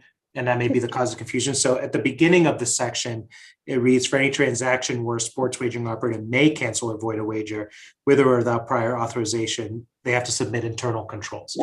And then at the beginning of 1, it says cancellation of an otherwise validly placed wager by a sports wagering operator shall be non-discretionary. A sports wagering operator shall only cancel or void a wager without prior authorization of the commission under the following circumstances. If I were to suggest a very simple change, it would just be to remove the only in that place. The only suggests that I think is actually where some of the discretionary language is coming in that section. And it would otherwise then read, a sports wagering operator shall cancel or void under the following circumstances. Any, So Does there's that- no discretion. I'm sorry, Madam Chair. no, go right ahead, Commissioner Skinner. So there's no discretion as to whether an operator can cancel in those specific circumstances. Correct, Commissioner Skinner. In the circumstances under A through K, that would be non-discretionary. It would reaffirm that's non-discretionary. And then in 2, you would get the may request a commission in other circumstances, which would be discretionary. Thank you. And so I think I think that helps Mina and Todd. yeah, so I appreciate Todd's input from a galaxy far, far away at the beginning of that. Just came in. So I don't know if it was a galaxy or some horror movie, yeah, right? right. It was just a little scary, but it's okay. Thanks, Mina. We'll talk about that later. Anyway, so that I think takes us through the 238-35 comments. Actually, that's the gist of all of them was really the same question. And we only have a handful more. I apologize. This is, I know, a lengthy process. 238, 36-2B is has to do with the kiosks. I think this was a requested, you had requested public comment on these. The question was whether or not to accept wages with a potential payout in excess of $10,000. We spoke, that's currently prohibited in the regs. There was some suggestion that it instead say that the limitation be that you can't accept an anonymous sports wager with a potential in excess of $10,000, because the intent of this was really to prevent someone getting the payout from a kiosk that they couldn't, going to someone else. We had a discussion with GLI about this. I think they believe that as written is a stronger protection, acknowledging that yes, somebody could always, hand their ticket to someone else under any circumstance, but certainly leaving one more avenue that's harder to patrol than a regular bet at a counter or online may be not wise. And so they had suggested leaving it in at this limitation. I believe that this was raised on launch day. Commissioner Maynard, do you have a memory of that when we were at Encore? Well, I remember it from that, but North himself actually walked me over the day before when I went to do the walkthrough. Yes. And what I was amazed about was how quickly a few dollars put into the machine could actually lead to, a potential payout of more than $10,000. I mean, kind of to play devil's advocate, Mina, and to GLI is, you also create a situation where if somebody's putting $3 or $4 in, going through a parlay of various outcomes, and then getting to $11,000, they get the machine won't take it, which I got to see that in action. You're essentially asking the patron to then go to the window. They may just not even place the wager at that point, right? And so, when I was thinking about it initially, and when we read through these initially, I was thinking about huge amounts of money going into the machine that would equal this $10,000 payout, but that's actually not. It's not what happens. So, I would be probably open to having a conversation and maybe even with, GLI to see if that threshold couldn't move up. But I did see it in action. It could be cumbersome to patrons. So and Commissioner Maynard, thank you for that, because I think you mentioned it when there was a representative from Encore Boston Harbor who was showing, at least me, I thought it was you too, when we were all there, this issue. So when they say, unless the redemption of such wager requires validation by a member of the licensee staff, what would prompt that? How would they know? How does that work? I don't know.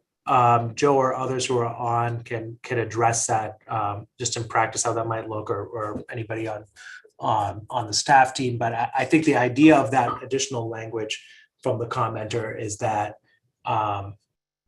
you would, if you hit a hit above $10,000 at that point, there's sort of one more step before you go over from the kiosk to the ticket counter. And I see Sterl came online or on video, and I know Sterl, you were part of that conversation as well. So I'll defer to you.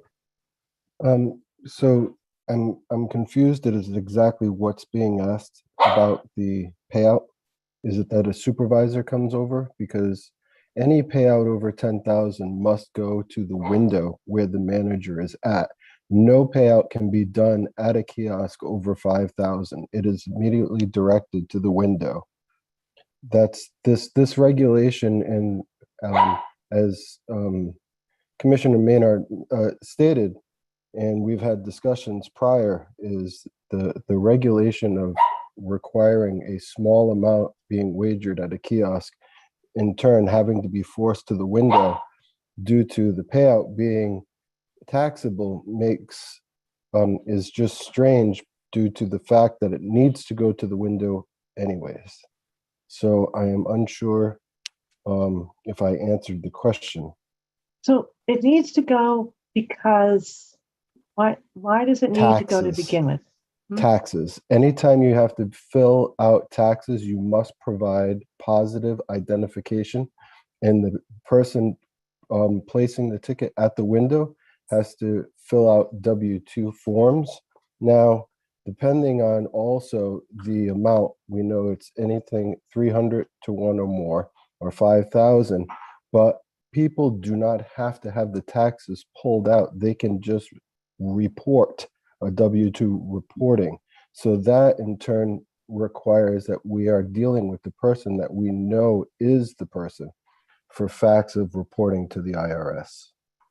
So that makes sense to me. But what doesn't make sense then is the comment that we receive both verbally and in writing, because they must be thinking of something else. I see that Gabe has come in. Any further insight as to what North and Plainridge Park Casino might be thinking of? Gabe, good morning. Good afternoon. Good afternoon, Chair. No, I think Sterl covered it spot on. Nothing else to add. I was going to add, but Sterl covered it. And Joe too has come in. So Plainridge Park says response works, the payouts for winning multi-leg tickets regularly exceed this threshold with wagers far below any federal reporting or IRS requirements. So they're saying with wagers that don't. The wage is not a reportable aspect, though. It's the payout that is. Yeah, what I think they're trying to state is that the wagers are so low that they don't hit reportable measures for taxes or CTR violations. So transacting over 10,000 in wagers requires to go to the window for identification as well.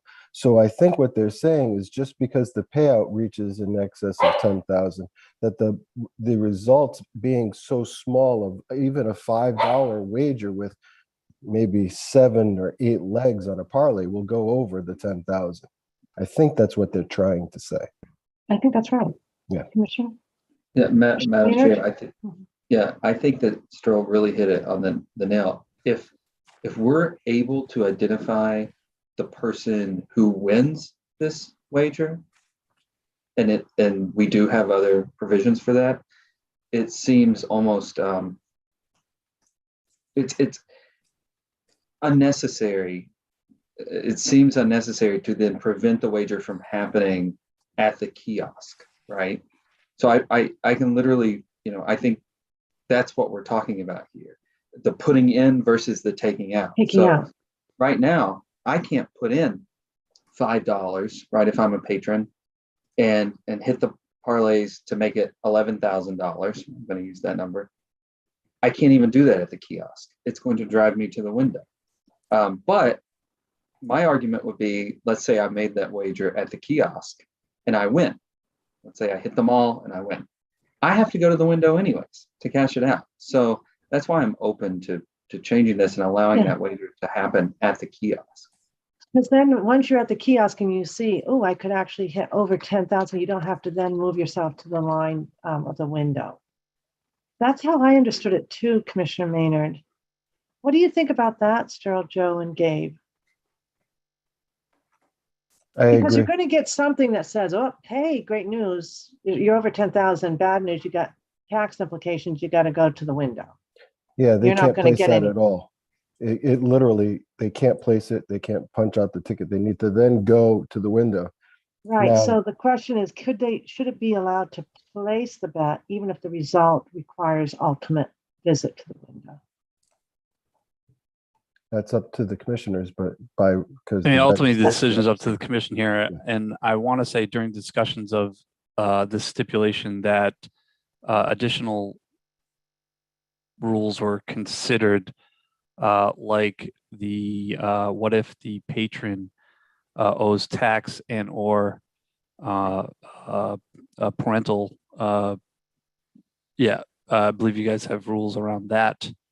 So whereas this patron places a bet and wins a ticket over 10 grand, now they hand it to their sibling or friend, and now they cash that ticket and avoid the other stipulations at hand. I believe that was part of this discussion in this situation. Can that happen at the casino? That can happen at the casino. That can happen at a gaming table. That can happen at the person that gamed at the window and then returned. We only have we have a certain amount of time for video coverage. If this is a parlay taking several days or in the future, or a future bet. So any future bet that gives extreme odds, like UMass winning the A10, winning the tournament could be at absolutely huge odds. No offense, Joe, but it could go way up there. You know what I mean? To where it would be a taxable event, but that in turn would have been handed in a while ago. So you're not going to stop that particular part of if somebody's going to circumvent. But our excellent surveillance will stop it, right, Sterl? Yes. Yes. Can I make one more point, Madam Chair? Yes, Commissioner Maynard. It's related. You're also driving folks to the window. I've seen pictures online of some long lines, and a parlay takes a while, right? So sitting there to the person across from the window doing your selection is going to add time versus at the kiosk, it literally was click, click, click, click, click, done. So that's something to keep in mind, is that it could actually drive longer wait times at the windows for sure. And if we stick with this rule, I think then we should really give fair notice to players. If you're going to end up, with a parlay that or something that gets you over 10,000, start at the window and don't go on the kiosk line at the very least, because that's just further friction. But I prefer, that's why I guess the language that gets proposed, accept an anonymous sports wager with a potential payout in excess of 10,000 unless the redemption of such wager requires validation by a member of the licensee staff. I still don't know what that means. Madam Chair, I don't know if this is what North Groundsel was trying to do, but I perhaps was trying to come up with compromise language. I think based on what I'm hearing from Sterl and GLI and others, I think the compromise may be more confusing than the policy decision one way or another. The commission could decide. It sounds like that second part of that is already happening and actually would happen under 2A, that the kiosk can't issue or redeem a sports wagering voucher in excess of $10,000. That's right. You don't really need the second part. So I think the real question for the commission is whether to keep B or not. And I suspect the commenter wouldn't be disappointed if you remove B altogether, and if you rejected it, that would be the different policy choice. Commissioners, you've heard from Commissioner Maynard and me. What are you thinking? We just happen, I think, get some real life intelligence. I think, I don't know if Karen also saw this, but I did also have a visual when I was at Encore. Commissioner Skinner, Commissioner O'Brien, Commissioner Hill. What do you think? Commissioner Hill, you've got some thoughts on this? No, I agree with Commissioner Maynard on this issue. Actually. Yeah. Commissioner O'Brien, Commissioner Skinner? I'd like to ask Mina to go over that insight just once again in terms of really trying to understand what PPC is trying to get at here. I think, I don't know if PPC was focused on 2A and 2B together, but what they're asking for as a change would keep the provision that prohibits anonymous sports wager with a potential payout unless the redemption of such wager requires validation by a member of the licensee's staff. And I think what Sterl is reporting is that both under 2A and other provisions, you really can't redeem a $10,000 payout or higher payout except in front of a real live person. So in other words, what PPC suggested, I think, to try to get at the concern is actually already true. It may be more confusing because it suggests that, for instance, somebody who's not at a ticket counter could come and simply verify the ticket. And I don't think that's the intent. Whereas simply removing this would still have the same result in that if you place a wager that results in an $11,000 payout, you have to go to the ticket counter to redeem it. And Commissioner Okay. Skinner, that's what happens on the casino floor now. You know? Yeah. And so with that, I'm hearing that the concerns raised in this comment, at least, are moot, right?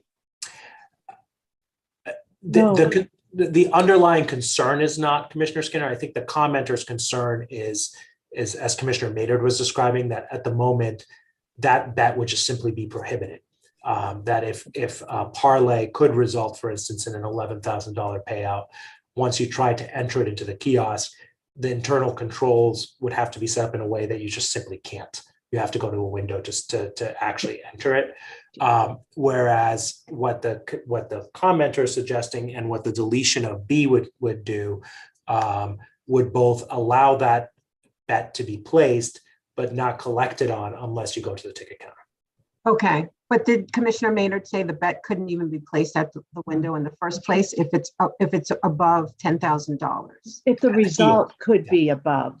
You know, if you Okay. place your wager and you look, if you get lucky, you're going to make over 10,000, but Yeah. they won't let you place that wager at the kiosk right at the very start.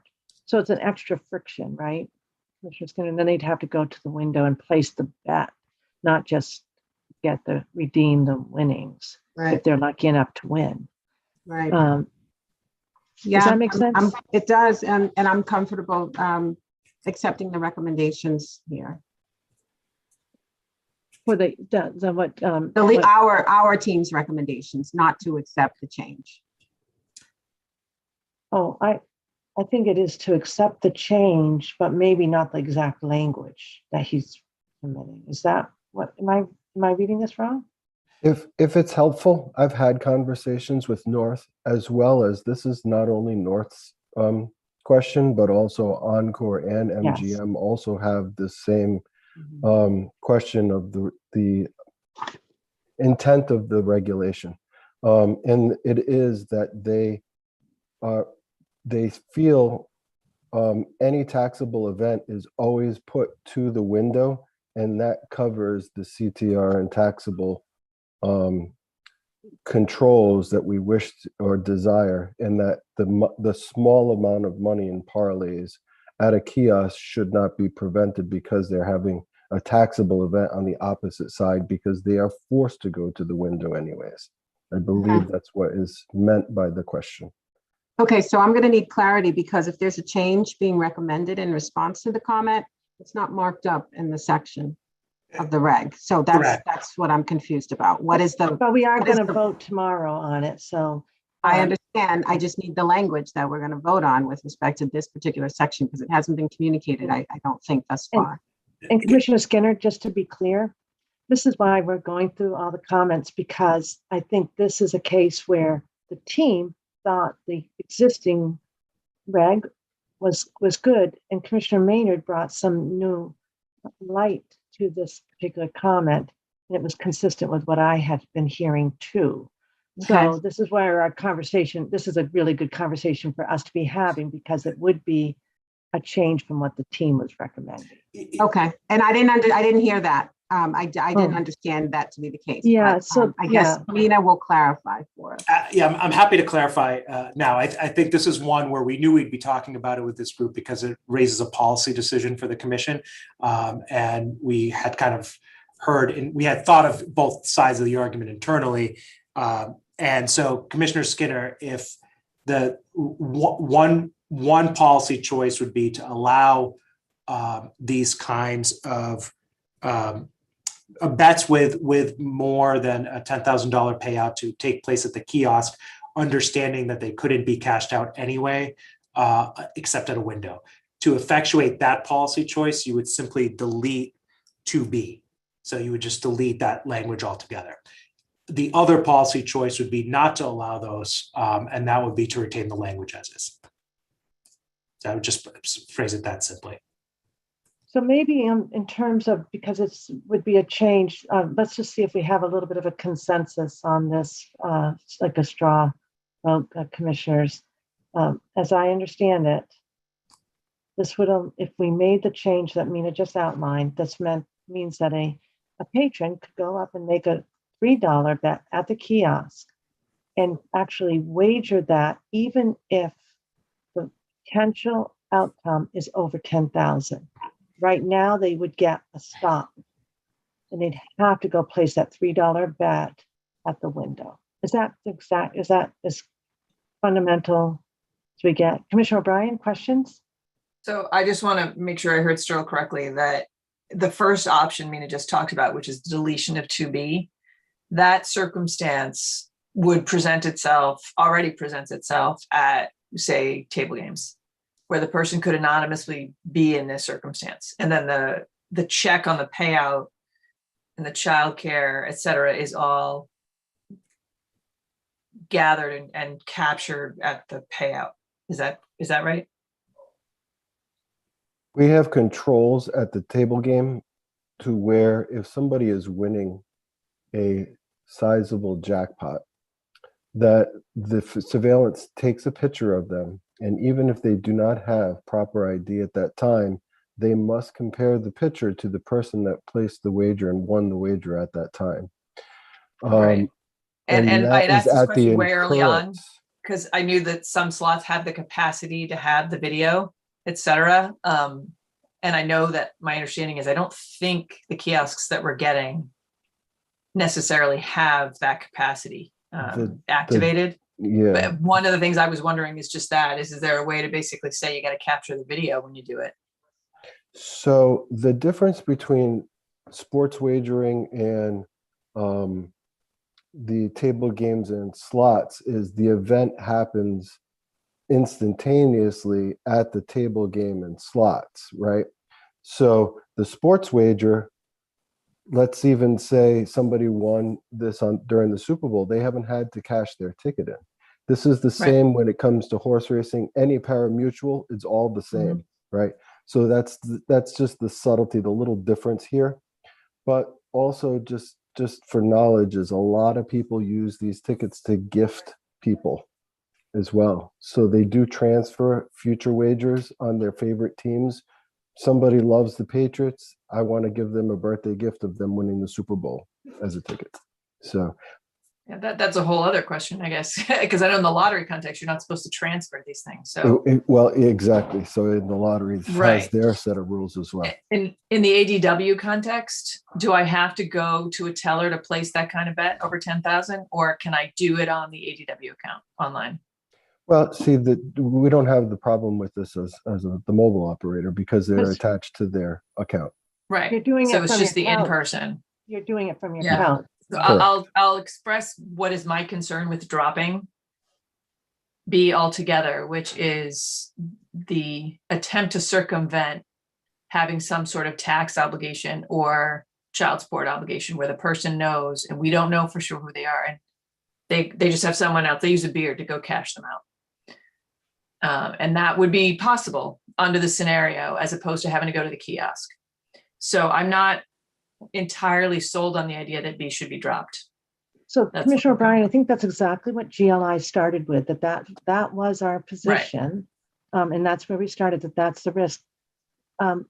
We do have surveillance. There are cameras over. I just want to make it very clear publicly. The that we problem have- is, just 1 minute, please, Commissioner O'Brien. I just want to say to the public, we do have security over the kiosk. So this would not be an optimal decision on somebody who's winning 10,000 or more, right? well, But I except also- how long, and maybe this is not a conversation for open, but those are not kept in perpetuity. And so the fact that you have up to a year to cash that ticket in, unless that video is kept for a year to go back, time, date stamp, pull the video to make sure it's the same person, those are for naught, potentially. But wouldn't the issue, So it's because it's anonymous.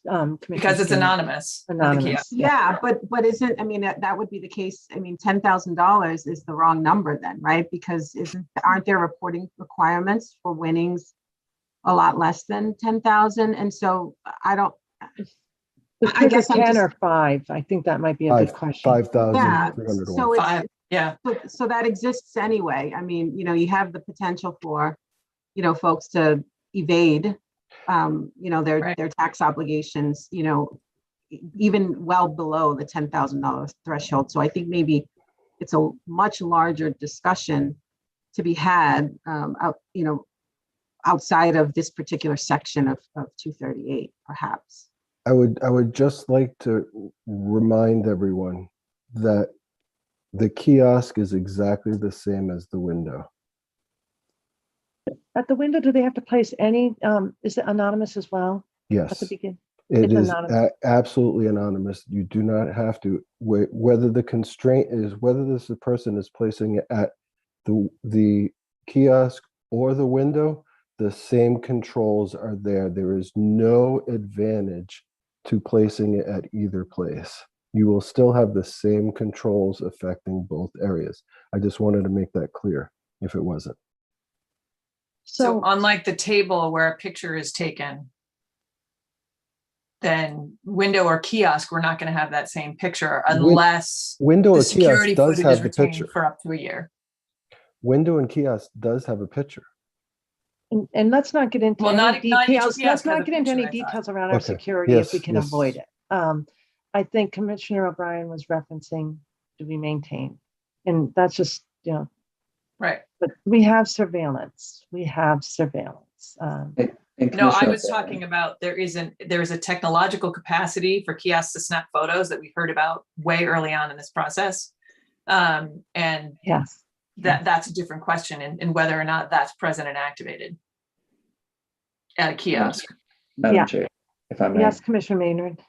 Commissioner O'Brien, I had asked that question that you asked, and that Sterl just basically said, is there any difference in me walking to the kiosk versus the window? And that's why I even, if we could just transport ourselves over there and do the same $3 bet on both, to me, it made no sense that the kiosk would stop me, but the window wouldn't, when there was no additional controls on the window over top of the kiosk. So I think, that was a big part of Yeah. they took advantage of the educational opportunity the day before we launched to Right. try to to show me the issue. So I had the same question. Yeah. Yeah. So I'm where Commissioner Skinner was in terms of this. To me is also a bigger question. If we're going to maximize capturing delinquency in taxes and child support, do we want to rethink how that's handled in terms of that? But that's a policy question that goes beyond 238. Yeah, I agree. And I agree with your underlying concern. But I don't think the elimination of that 2B there is gonna make much of a difference. So I would be okay with eliminating that language. With the follow-up on With perhaps an bringing it executive up on our session agenda. on additional controls. I mean, I think Commissioner O'Brien, you're noting that we are hopeful that there's additional technological improvements on these kiosks. I think that's what you're really noting. But the experience at the window is really no different. Ultimately, they have to go to the window to pay those taxes, and that is the rule. And we expect compliance, and the operators expect compliance. So I'm sort of hearing, Mina, that there's an appetite to consider taking this off, and we'll see it tomorrow in the red line, right? Commissioners, is that fair? Yes, that's fair. Okay, excellent. Thank you. Really good discussion. And it was really helpful to me, Commissioner Maynard, to have you have that experience at Plainville or Plainridge, because it made sense what I saw at Encore. So thank you. All right, Mina, this is why this is an important discussion. Thank you so much. Should we go on to the next one? Sure, happy to. And I know you have a 1:30 stop on the calendar for today, so I just want to make sure that we have a couple more of these. We can probably get through fairly quickly, but if there are other matters you need to take up, Madam Chair, I didn't want to go past those. Nope, I think it's really important to get through these comments. Okay, thank you. So 238-44-3 is a proposal from MGM to change the reference to medium risk to high risk in the CVSS vulnerability. So CVSS is a common vulnerability scoring system. It's basically a recognized way to make sure that software and hardware are not vulnerable to network security risks. They have not provided an explanation here, and obviously we would want to be on the more protective side. So we were not propose requiring control of only high risk activity, but also medium risk. 238-44-3B would be a corresponding change if you accepted 44-3. So again, absent some justification for why medium risks should be acceptable, I would not recommend changing this. And we have consulted, of course, with GLI on all these, so that's a shared perspective from our experts. 238-45-2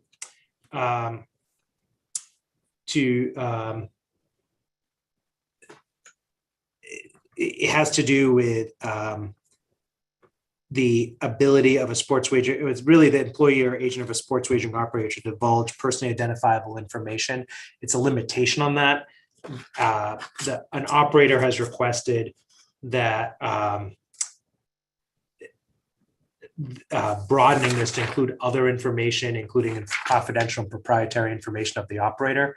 While I certainly understand that concern, these internal controls are really meant to protect patrons in this case. Certainly employment policies, HR policies, internal security policies can require that. That seems to be an internal matter between an operator and their employees. That is less the interest of the commission. So we would not recommend broadening it to that. That's not the commission's role for enforcement. Mina, did you skip over 238-43B? Commissioner Skinner, that one would be a slight wording change that would only be necessary if you change the CVSS category in the prior recommendation. So they're sort of took those two together.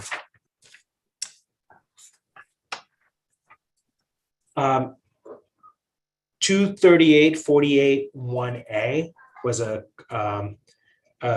proposal and a question. This has to do with actually a topic we just discussed tangentially, redemption of or how tickets that may last over time matter. They are asking to be able to transfer money on an annual basis, as I understood the comment,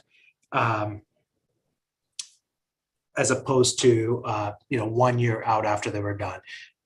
So this is sort of, I think the idea of the comment, again, we don't have much of a description here at least, is, and I apologize that there may be background comments, but this is all I have, is to transfer to the Sports Wagering Control Fund, just kind of once a year. I don't think that's consistent with the purpose of the statute, which is to do it after 1 year. It also is possible that might cause, for instance, something to be out there for effectively a year and 360 days, for instance, as opposed to transferring within the year. So that doesn't seem necessary, and assuming sufficient automation, this could be done on a regular basis. 238-48-3 is a similar request would be to remove the payment within the preceding month of those fees. So right now, when you get the monthly report to the commission, the operator would also provide a check for the amounts that need to go to the Sports Wagering Control Fund. It would simply remove getting that amount for the preceding month. Again, it seems best for the commission and the Commonwealth to be getting that on a regular basis. So we recommended rejecting that Did comment. anyone speak with CFO Lennon on these two? I am trying to remember directly now. Caitlin, you can correct me if I'm wrong, but I believe he was part of the broader conversation when we went through this whole set of comments on 238, because they touched so many different aspects. In fact, it was basically everybody on the screen that was not a commissioner was in that meeting, all the staff and most of the legal team. I don't know if I think Derek that's right. is on. So Derek is not on the screen. Sorry, he was there. So that was a poor way to describe that, but he was there. Because I was looking for him. Yeah. So sorry about that. I didn't mean to put you on the spot, but I was That's okay. looking to see if he was going to chime in, and I was looking for page 2 of our screen, but we are just a one pager today. I will say, so finance and the IEB and IT were all part of this conversation on all of 238. So we know we got Derek's feedback on these comments at the time. Thank you. Okay, let's move on and get started on 205, 247 if there's nothing else, commissioners. And I know we have about 7 minutes or so. Yes, so I'm going to kick it over to Paul on this one. Good morning. Good afternoon, Paul. Good afternoon, Madam Chair, Commissioners. 205 CMR 247 begins on page 157. As a reminder, this regulation addresses how the Commission permits or prohibits wagering on certain events or on categories of events, how operators accept wagers on events or tournaments, contests, or pools, how operators run promotions, how they adopt house rules, and related matters. There are only 2 proposed substantive edits to this regulation and then 9 or so additional comments. I will start with the 2 substantive edits and then address the comments. There are a handful of more technical tweaks that I'm not planning to bring up proactively, but that I'm of course available to answer questions on. So the first substantive edit appears near the bottom of page 158 of your packet.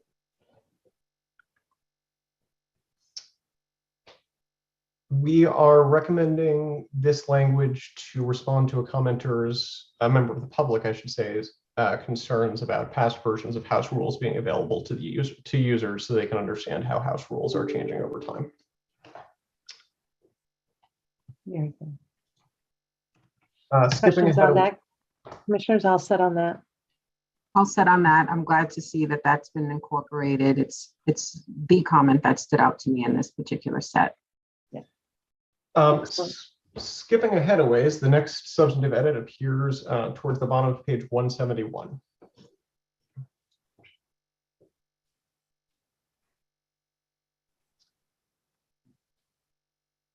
So the provision that's being marked up here, 247.092, requires operators to fully disclose the terms of their promotions in any advertisement for the promotion. We require quite extensive disclosure here, and a comment from BetMGM raised concerns that this is simply impossible in a number of standard fora. Rather than inspiring fights about what constitutes a readable font size in an online banner ad, we think it's reasonable to relax the requirement that all material terms appear on the face of the ad, as long as the terms remain no more than one click away. Given that, we've adapted language from Virginia that allows operators to provide a hyperlink to a website containing all of the material terms. And it's worth noting that this only will affect online advertising, won't affect print ads, billboards, radio.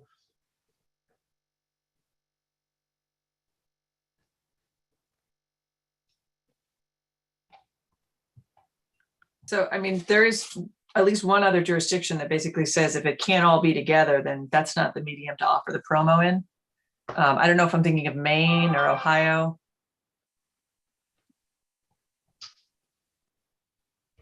I don't know the answer to that off the top of my head, I'm afraid.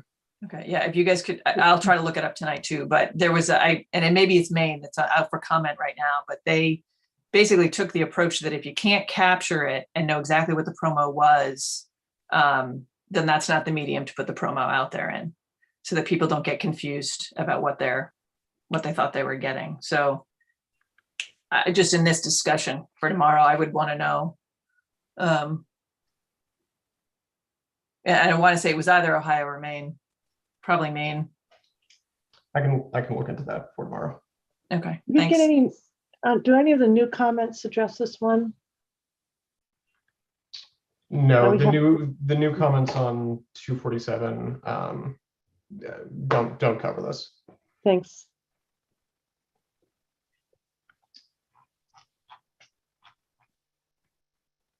There are no additional comments on that, and I will be ready to address Maine and Ohio's regulations tomorrow. The comments pick up on page 174. Can we just read this a little bit just to get the gist again? Some comments.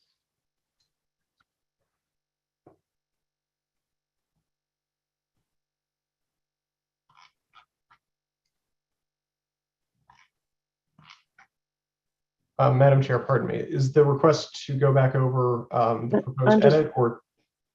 I'm reading your subsection, section 2 again, just to given the little bit of discussion we've had.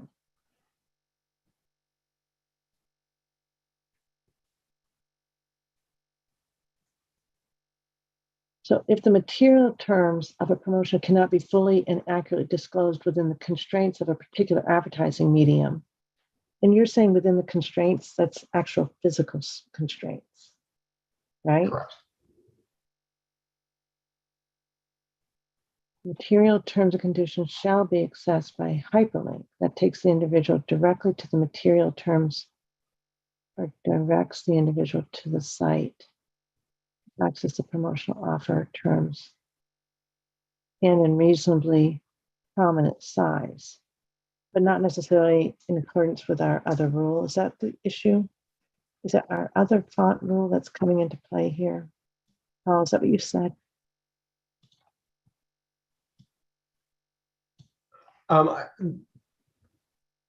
This, pardon me, I should compare this. I should refresh myself on how this interacts with a related restriction in 256. I don't believe that this change. Is 256 the advertising? 256 is advertising. Thank I you. believe that this change fits comfortably with the change to 256. This was simply prompted by a BetMGM comment that raised concerns about their ability to advertise in certain fora that we think it is probably reasonable to impose slightly more forgiving standards on.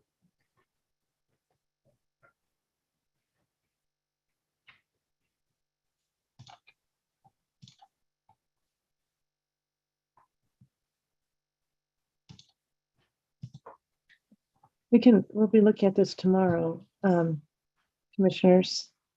See, it's 1:30. Maybe Mark Vanderlyn should take a look too, just to make sure that they're interacting. I just can't tell if it has to do with content or font size, Paul. All I know is ultimately the operators are responsible. So I can clarify that point. It has to do with the disclosure of the terms of the advertisement. If they are required to disclose all material terms within the banner ad or within the tweet, I expect fights about whether sufficiently small font size is full and accurate disclosure, or whether sufficiently abbreviated description of the terms is full and accurate disclosure. Commissioners, what are you thinking? I know we've got to close out this meeting on this issue. Anything, Commissioner O'Brien? So this is the concern that I have.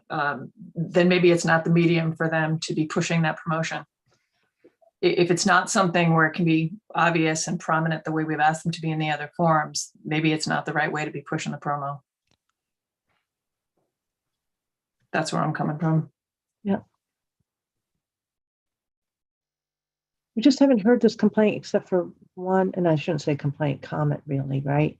We're only hearing from one. So it's interesting to me because we did hear quite a few when with respect to at least the implications on billboard advertising.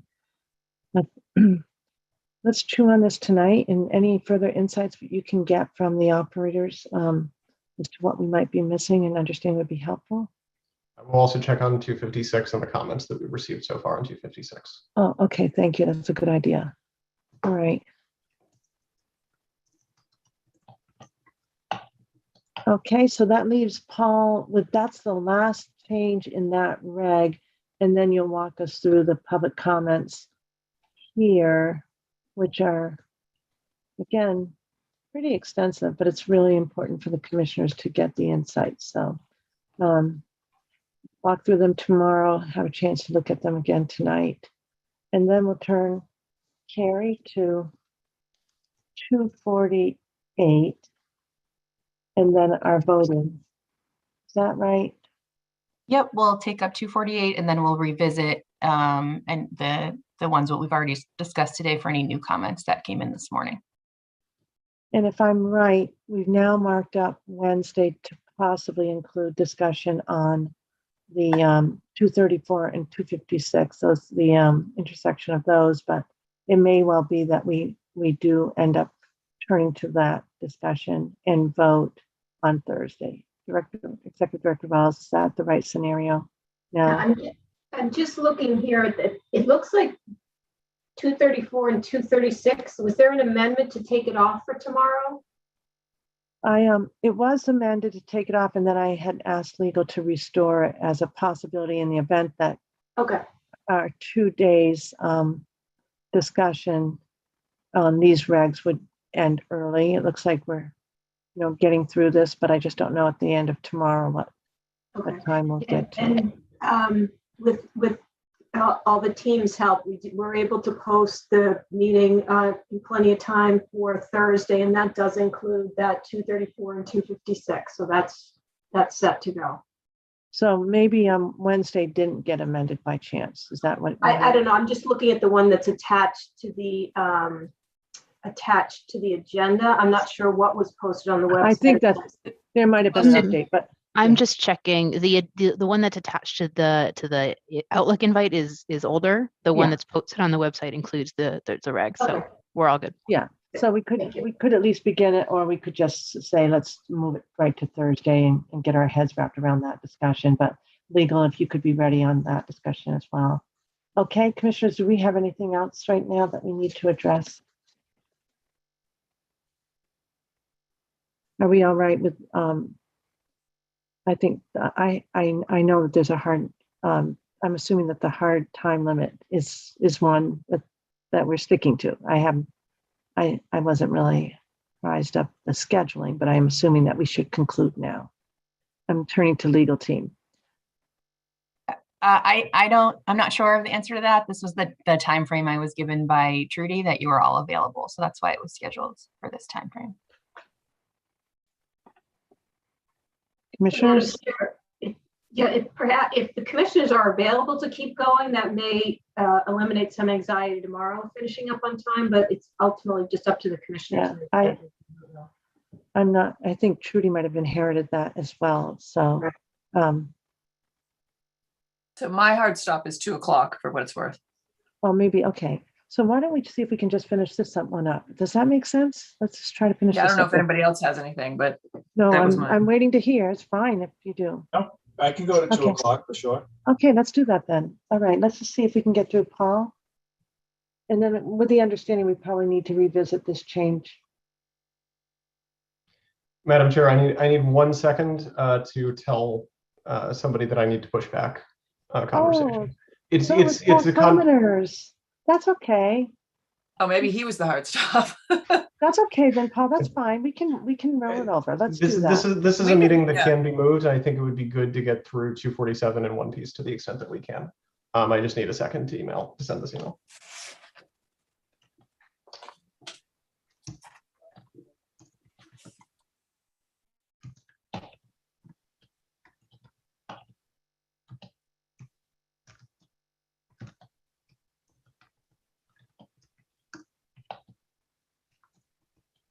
I have to say, I was just momentarily distracted by a baby picture, just full transparency.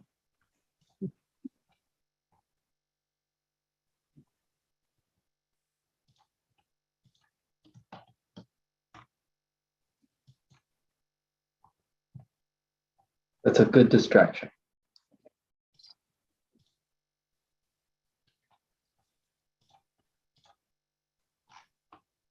All right.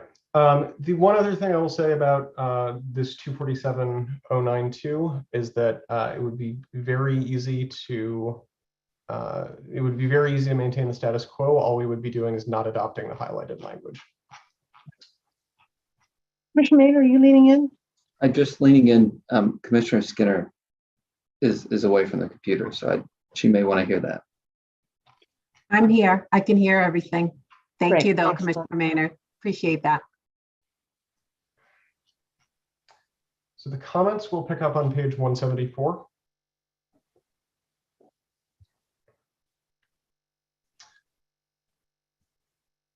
This Okay. first comment from BetMGM, they correctly observed that we had dropped the word transaction. We included the word transaction, and that's one of the technical edits that I didn't highlight. The next comment is the comment from BetMGM on 24709 that we will return to tomorrow. The next comment begins the bottom of page 176 and continues through page 177. That is the comment asking for us to require old versions of House rules to be made available. So the first comment that we did not adopt changes in response to, if you're ready, begins on page 177. So this is a comment from a member of the public, broadly encouraging the commission to approve certain classes of esports events for sports wagering and to identify certain entities as sports governing body equivalents. The input is appreciated, and we certainly encourage the commission to review this comment when approval of esports events is up, but we didn't see that any amendments to the regulation were called for in response to this comment. Questions for Paul on that one? Yeah, so thanks. So next few comments pick up at the bottom of page 178. This first two-part question from BetMGM is asking for clarification about about whether operators can offer bets on collegiate events that are dependent on the performance of a single player. The answer is no, and I believe we track the language of the statute closely here, so we don't see any call for clarification within the regulation. The second is about what kinds of bets they can host on collegiate tournaments. Again, I think we're tracking the language of the statute, the language and structure of the statute pretty well here. The specific answer to that question is as long as the conference tournament meets the statutory definition of a collegiate tournament, I believe they can place that bet. The next comment requests clarification on whether collegiate tournament means collegiate tournament inside the Commonwealth, outside the Commonwealth, or both. We think it's clear that the absence of any location-based qualifier means either, so we don't recommend a revision. So the next comment comes from a member of the public. Zoomed out, the suggestion is that the commission constrain operators' ability to limit the amount that individual players wager. I'm not sure that the proposed change is necessary or sufficient to accomplish that result. And if we did accomplish that result, I think it would be a major policy change, or the operators may very well see it as such. As a result, we don't recommend addressing this issue in response to a comment on the emergency regulations that hasn't been put out for, where the change itself hasn't been put out for public comment.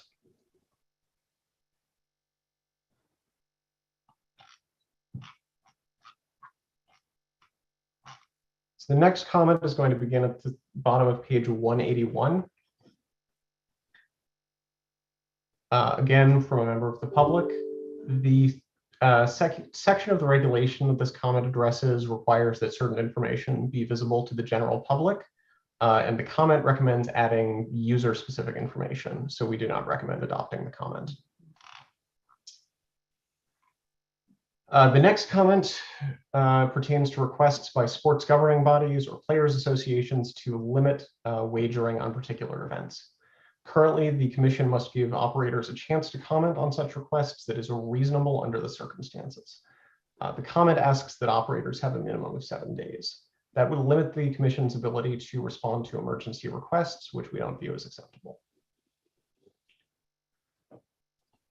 The next comment asks us to instruct operators not to retain personally identifiable information for longer than is lawful. We appreciate the spirit of this comment, but we do not recommend adopting it because it is already unlawful to retain PII for longer than is lawful.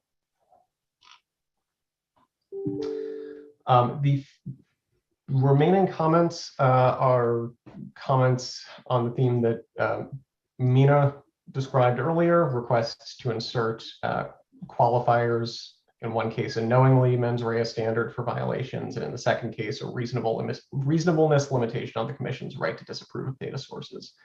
For the same reasons that we generally recommend rejecting these requests, we recommend rejecting these requests. And that is all the comments on 205 CMR 247.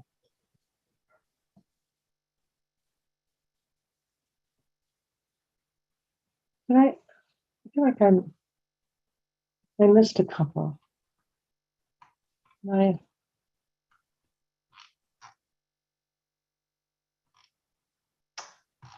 Pardon me. There is in my notes I skipped over this comment from BetMGM at the bottom of page 182 about virtual sports events. Yes, thank you. Thanks. So this responds actually to an old version of the regulation that was not, and the language that they're asking us to change was actually changed in the original adoption of 247. And for the avoidance of doubt, their concern is that events determined by random number generators may not be verifiable. Events determined by random number generators must still be verifiable. So yeah, so that makes sense to me, Paul. We disposed of that. Yeah. Anything else for Paul on these comments?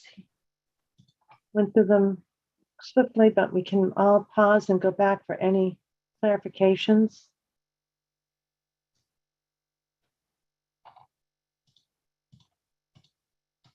Commissioner O'Brien, are you all set? Okay, great. Commissioner Hill? Commissioner Skinner? All I'm set? good. Okay, Commissioner Maynard, all set? All right, then I think this is probably makes sense, Karen, to stop here. We'll turn to the few outstanding issues that came up. Then we have to go through the new comments that are, perhaps it's good to go through the new comments that pertain to the ones we've reviewed. And then we would go on to 247. Is that right? 48. 48, Madam Chair. 248, sorry, yeah, 248. And that would include both the old and any new comments. And I know that I think there's several that pertain to 254 as well. So we should probably start with the new comments. And then we'll get to a place where we can vote on all those. And then we'll see if we turn to the discussion on the 234 and 256. All right, commissioners, make sense? Good. All right, so no commissioner updates at this time. Okay, then team, thank you. Thank you particularly to the legal team and to Anderson and Krieger for all your expertise today. Everybody's done such a great job, so thank you. Carrie, Caitlin, I know that Judy and Ying are there and Todd's somewhere as well. So we thank all of you so much. It's not just the thinking, there's so much organization and that's a lot of work. So thank you. That's a huge skill set that we probably don't praise enough or thank you all for that. So thank you so much. All right, then I'll need a motion to adjourn. Move to adjourn. Thanks, Commissioner Hill. Second. Thank you, Commissioner Skinner. All right, Commissioner O'Brien. Aye. Commissioner Hill. Aye. Commissioner Skinner. Aye. Commissioner Maynard. Aye. And I vote yes, 5-0. We'll see everybody tomorrow, same time? 11. Tomorrow is. We have agenda first, right? Oh, Yeah, so I think it's at 11:15. So we had a little break between the agenda setting meeting and the public meeting. So it's marked up for 11:15.